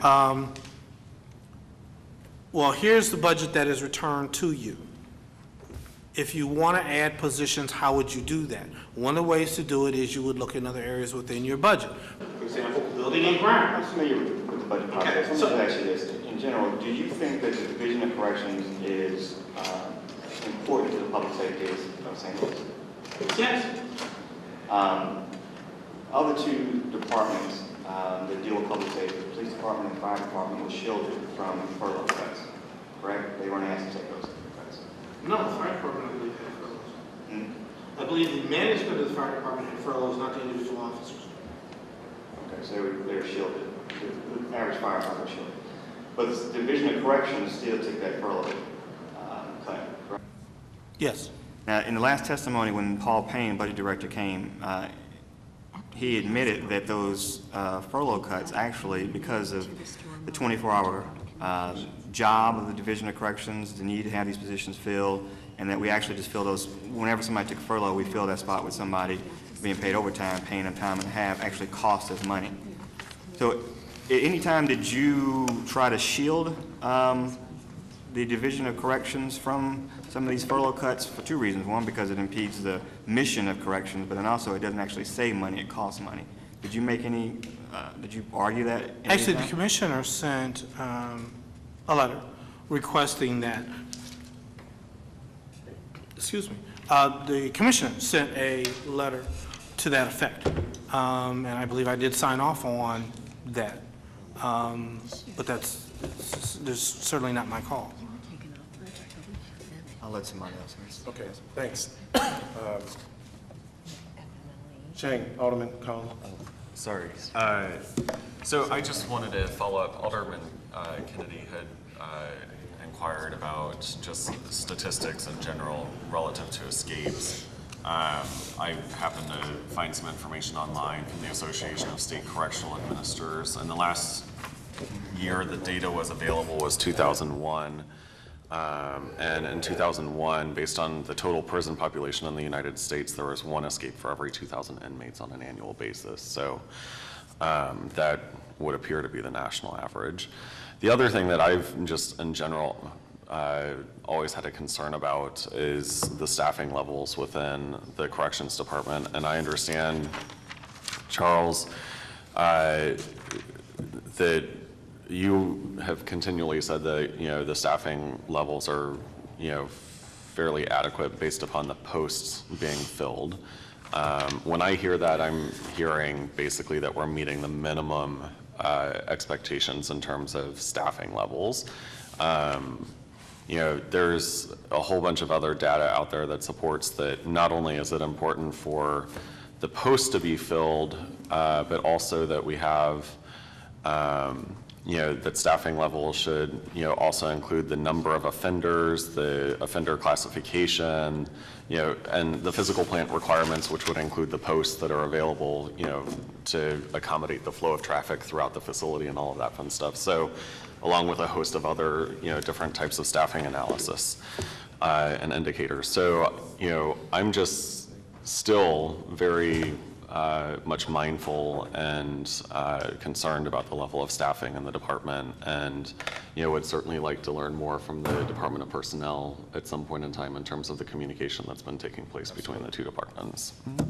And to answer part of that, Alderman, we have done a lot in terms of, and in fact, first of all, the Department of Personnel was very much in assistance with us. In fact, now, for the first time that I know of, the position of Correctional Officer 1 is open continually. So you can always go to that and apply, which hadn't happened previously. So there's always a methodology of getting more people involved. But again, I want to differentiate between staffing and, I guess, the total number of people we have to do that staffing. There's only one person per post. The issue is we need more people to reduce the overtime. In fact, we made that claim earlier, and one of the issues was without getting too much down the road in terms of other issues, family medical leave. And we have a lot of people who take family medical leave in the Division of Corrections. And so the issue is, well, if folk wouldn't take family medical leave, then we would be properly staffed. I don't believe that. I think we need to continue efforts to hire more people and get not only the staffing right so that it's 8 hours a day, but also include the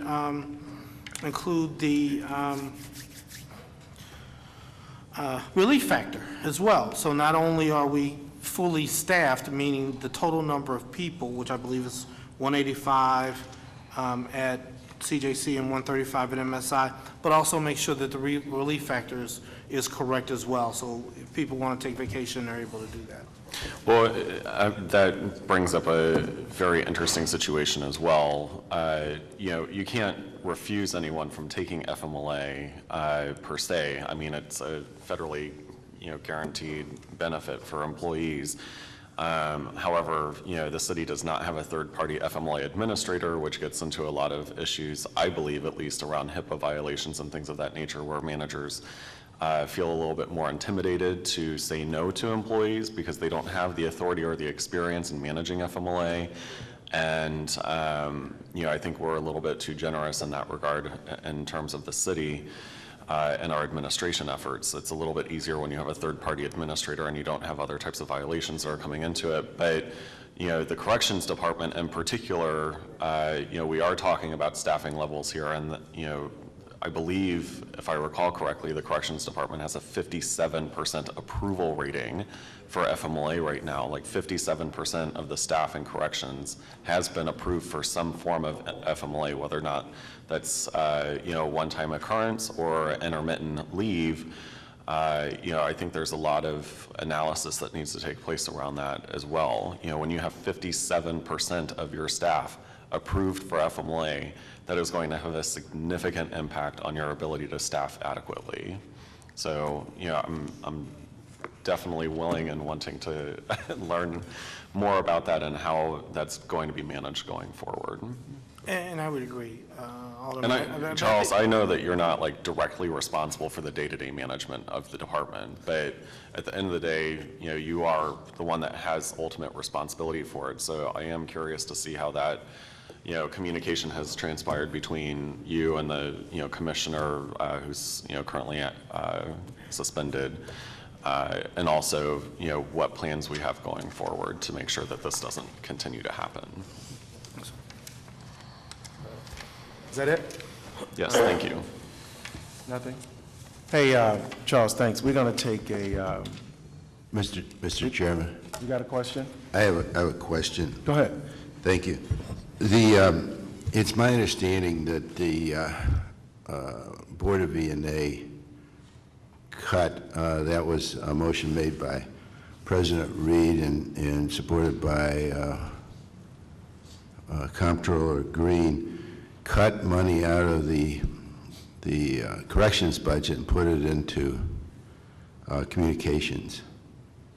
Do you know how much was taken out at that point? I don't, but I do remember the scenario, and that is correct, that there was money that was taken from corrections to support communications. But I apologize, I don't remember the amount. Do you know why, do you know what the rationale was for President Reed and Comptroller Green to take that money out of corrections and put it into communications? It seems, dangerous. I don't, other than the fact that communications budget had been cut previous to that, and I think that was a way of attempting to make them as close to whole as they possibly could. I see. Did they feel communications had a significant public safety aspect to it? Alderman, I can't answer that, but it was a cut. We did get a few additional positions, but overall the budget for corrections was cut. Could you find out how much money was cut through that by E&A and moved into communications? Yes, sir. Thank you. I don't have any other questions. Okay. Thanks, Alderman. Thanks, Mr. Bryson. We're going to take a 10-minute break.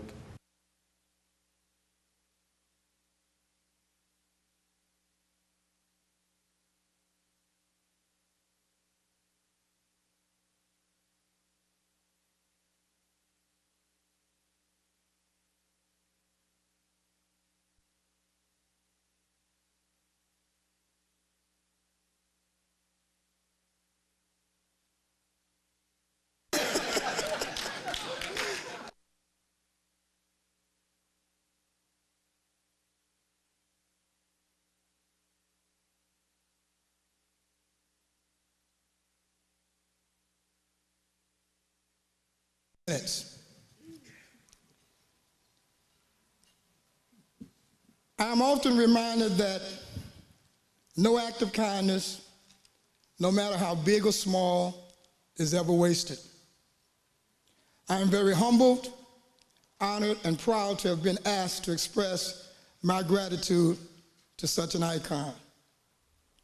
The words, "He is not heavy, he's my brother," has often resonated when thinking of Earl, the man. For he has shouldered a mini brother who I'm sure are as grateful as I. The opportunity to share the same space and time with Earl has been invaluable to me. The many kitchen conversations in which he did the cooking and I did the cleaning left an indelible impression which far reaches that of mere words. He would expound on the fact that, Floyd, no one owes you anything. You're only as valuable as what you can bring to the table. And his favorite, when you are a winner and on the top, there are many followers. Earl, how true that is. In the many conversations we had, I remember one vivid than others. Him telling me to seize common opportunities and make them great. Weak men want for opportunities, strong men make them happen. He might not have put it exactly in those words. However, those of us who know Earl, the words were more graphic, but I truly got his drift. To me, Earl has the steely determination of a Terminator. I mean the good Terminator, with a big heart. He was definitely one that walked hard, very forceful, and carried a big stick. If I had to go to war at any level, and not necessarily physical, I would want him on my side. There's a biblical verse that says, if God is for you, who dares to be against you? Well, I would say of Earl that if he's for you, those that are against you would be insignificant. Mr. Wilson, you told me you wasn't my father, but you knew my mother.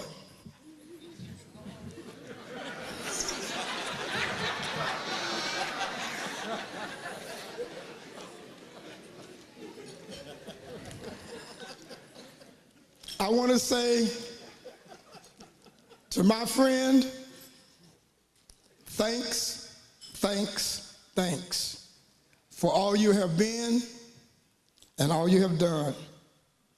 And one final thought, someone once wrote, many people will walk in and out of your life, but only true friends will put footprints on your heart. Thank you, thank you, thank you.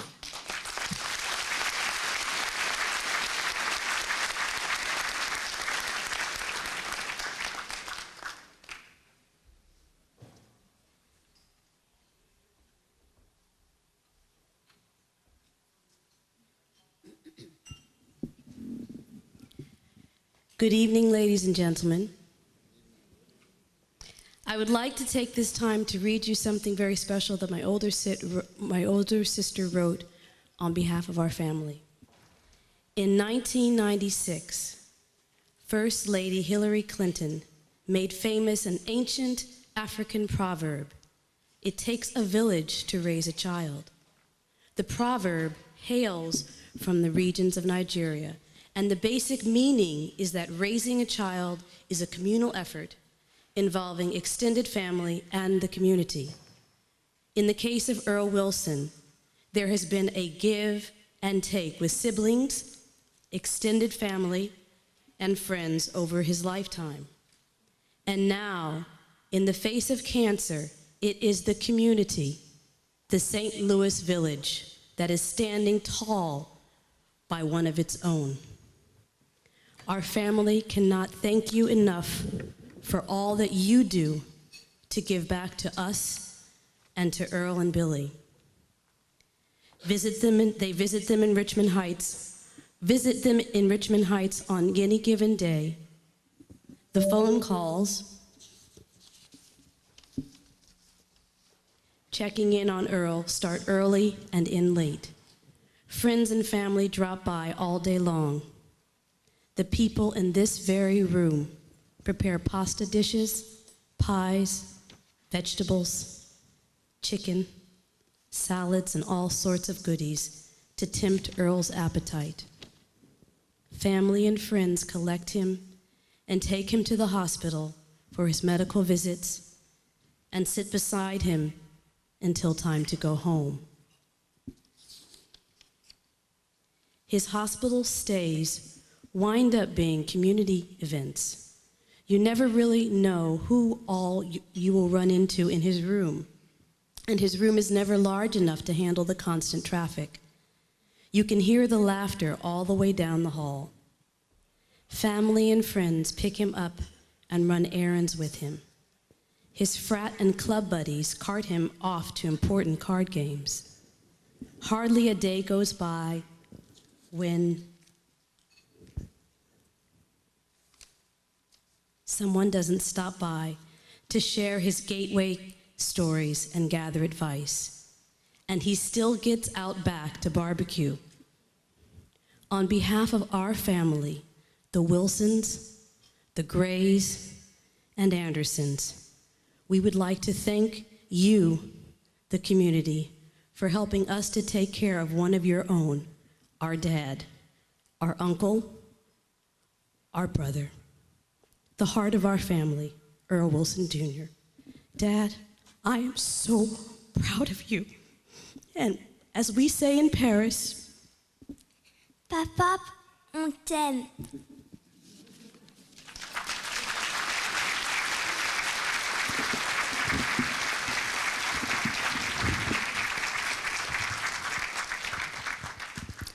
And if you look on the side of the room, there are many proclamations from politicians from all over the state of Missouri. Please do go by and look at them.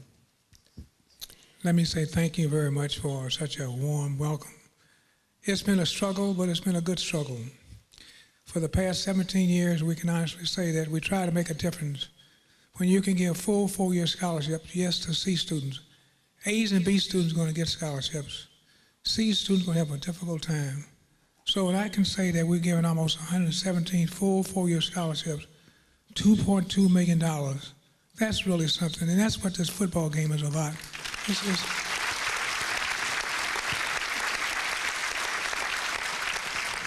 It's not about me. It's just where I've had an opportunity to fill a void. But it's about these young kids, when you're talking about where youngsters have gone on and come PhDs, doctors, lawyers, who would never have gotten an opportunity and never gotten a chance. You know, I'm so happy to see Dr. Davis back here from Arkansas. I'm sure they bring the crowd. Now, we can get Clark to do the same thing. We'll be in good shape, Clark.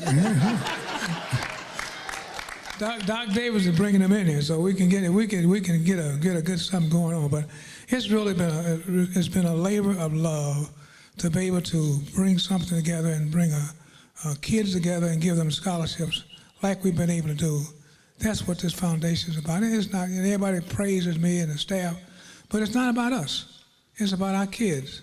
It's about Dietrich Smart, it's about Hillary, all these other ones that have been coming through here, giving them an opportunity. You know, and really, you talk about showcase, you talk about seeing how these kids first get started and how they come on as a freshman, and when the time they finish school, it's really amazing to give these kids a chance and opportunity. And that's what this found. Now, let me say something which I want to clarify. We do have sponsors, and I'll be the first one to tell you we have Sodexo and the insurance company. We have Amory, we have a lot of them. But one of the things that we've tried to do, and I would encourage all organizations, and I don't mean it's negative, don't depend upon sponsors. Give sponsors something back.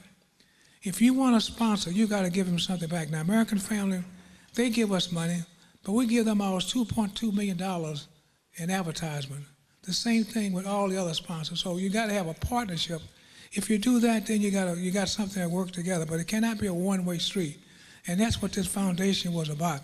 It was about you give us something, we give you something in return. So I want to thank you. I want to thank Rick for putting this together. I want to know he got a challenge on his hand, but I think he's on the right track. I think he's going to do a hell of a job, and I'm just so proud and happy to see this thing taking this direction. So, Clark, the ball's in your court now.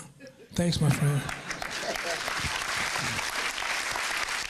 Please, let's stand and acknowledge Mr. Earl Wilson.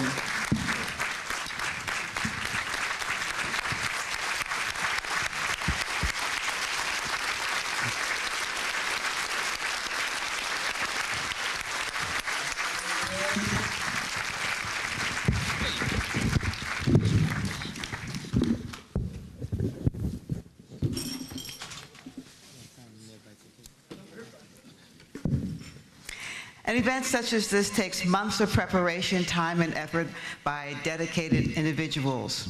Please join me in showing our appreciation to the staff, volunteers, and our special hostess tonight, and also the participants in the Miss Gateway Classic 2010.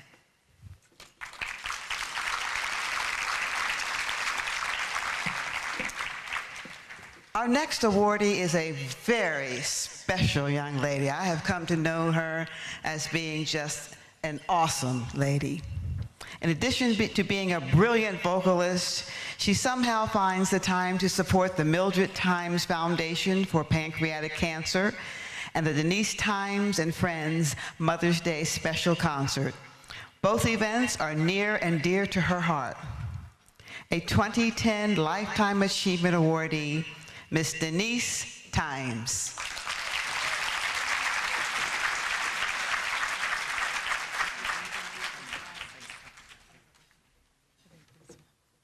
Good evening, everyone.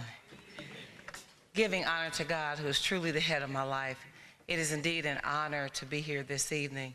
I want to thank everyone, Richard and Melba and Vanessa, everyone who is a part of the Gateway Classic Sports Foundation and helping to make this year another successful year.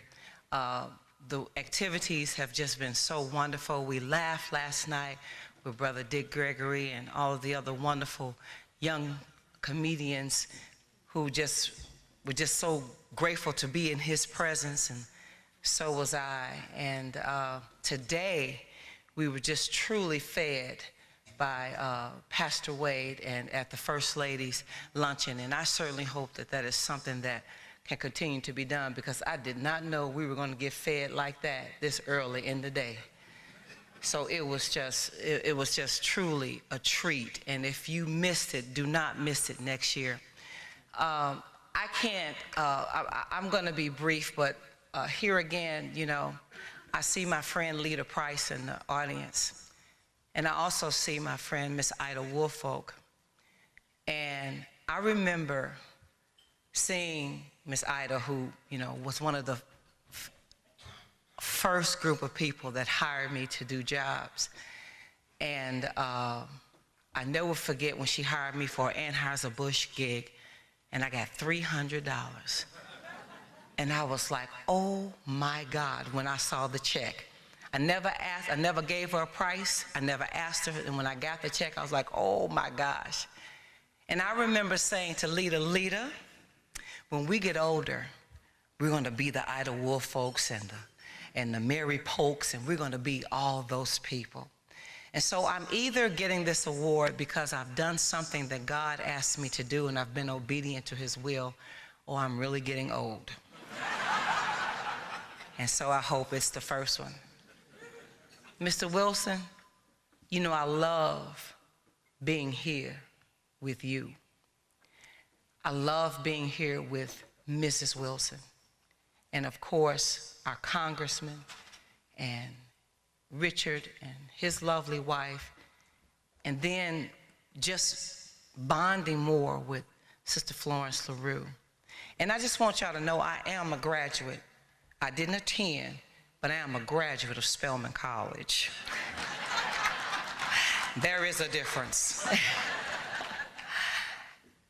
I cannot stand here and just say how much I'm grateful to, yes, the two concerts that I give a year, each year, and of course, the Mildred Times Foundation for Pancreatic Cancer. I would just be remiss if I didn't thank Mr. Richard Mark and from Ameren UE and course, the CEO, Amron Yui, who's here this evening, and his beautiful wife, and Mr. Johnny Furr from Anheuser-Busch. I thank them so much for helping us to build our dream and make those dreams come true. And then I thank St. Louis for supporting a hometown girl. And I always say, a lot of people may have some complaints, a lot of artists may have some complaints. I don't have any, because I thank you for what you do. And I thank you for believing in me, and I thank you for trusting me. And then I want to thank my right-hand girl, Miss Valerie Granger, for being here tonight, who I'm her Mr. Wilson.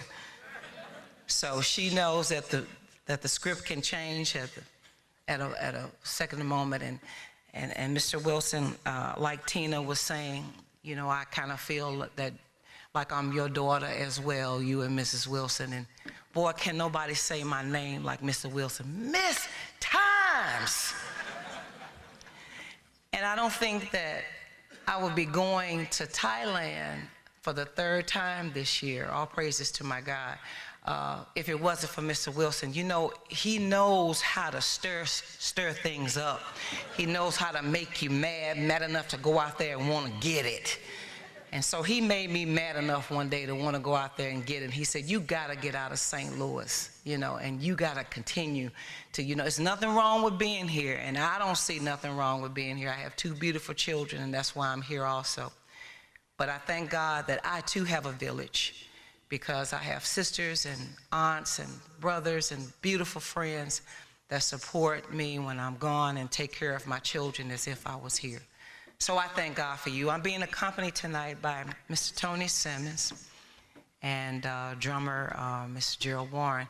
And I don't know what I'm going to sing, but I'm just going to come in my own special way. Is that okay? All right.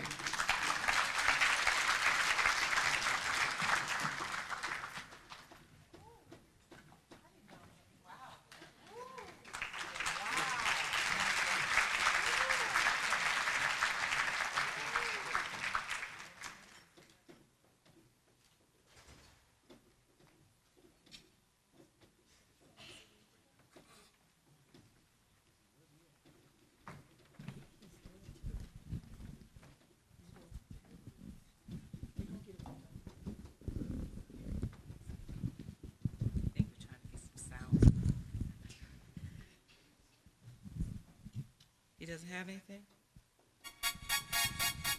There it is.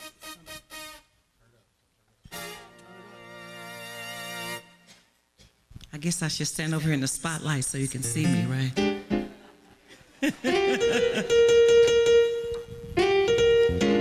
Please put your hands together for Mr. Tony Simmons on piano and Mr. Gerald Warren on drums.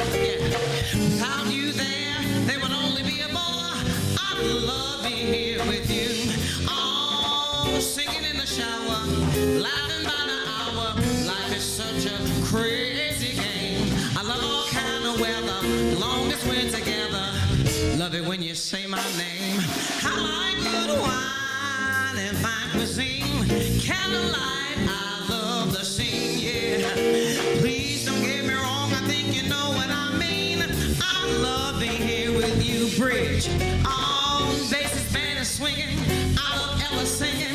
Yes, it's really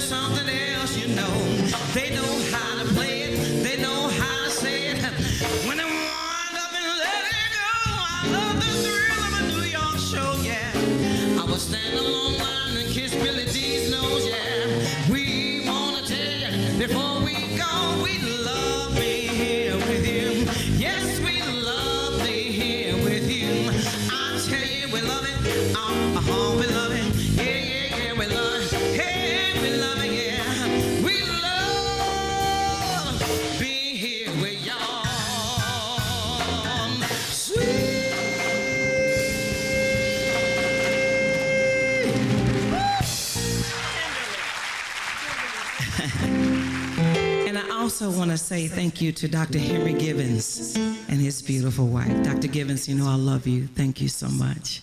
That's what you get when you start naming folk. Thank you so much. Earlier today, as I mentioned before, you got me, Tony? Okay.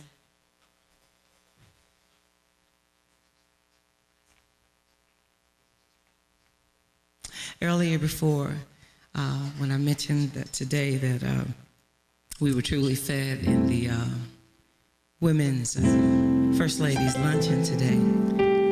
And so Pastor Wade said, oh, I just want to hear something sweet. I want to, girl, play something slow. And where Brian Leonard at? Is Brian Leonard in here too? Thank you, Brian. And so I said, you know what? Put something else on my heart because I'm going to do this for Mrs. Wilson. The evening breeze caress the trees tenderly.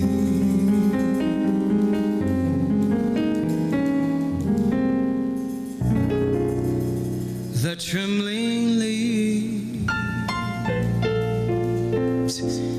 embrace the breeze tenderly.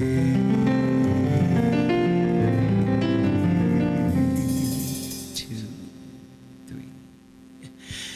Then you and I came wandering back and lost in a sight where we hear the shores kissed by sea mist tenderly.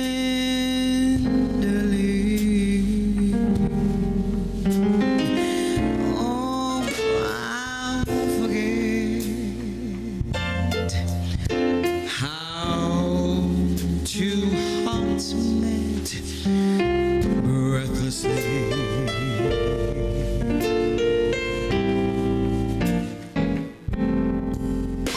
Your arms open wide and close me inside. Oh, you took my lips, you took my love so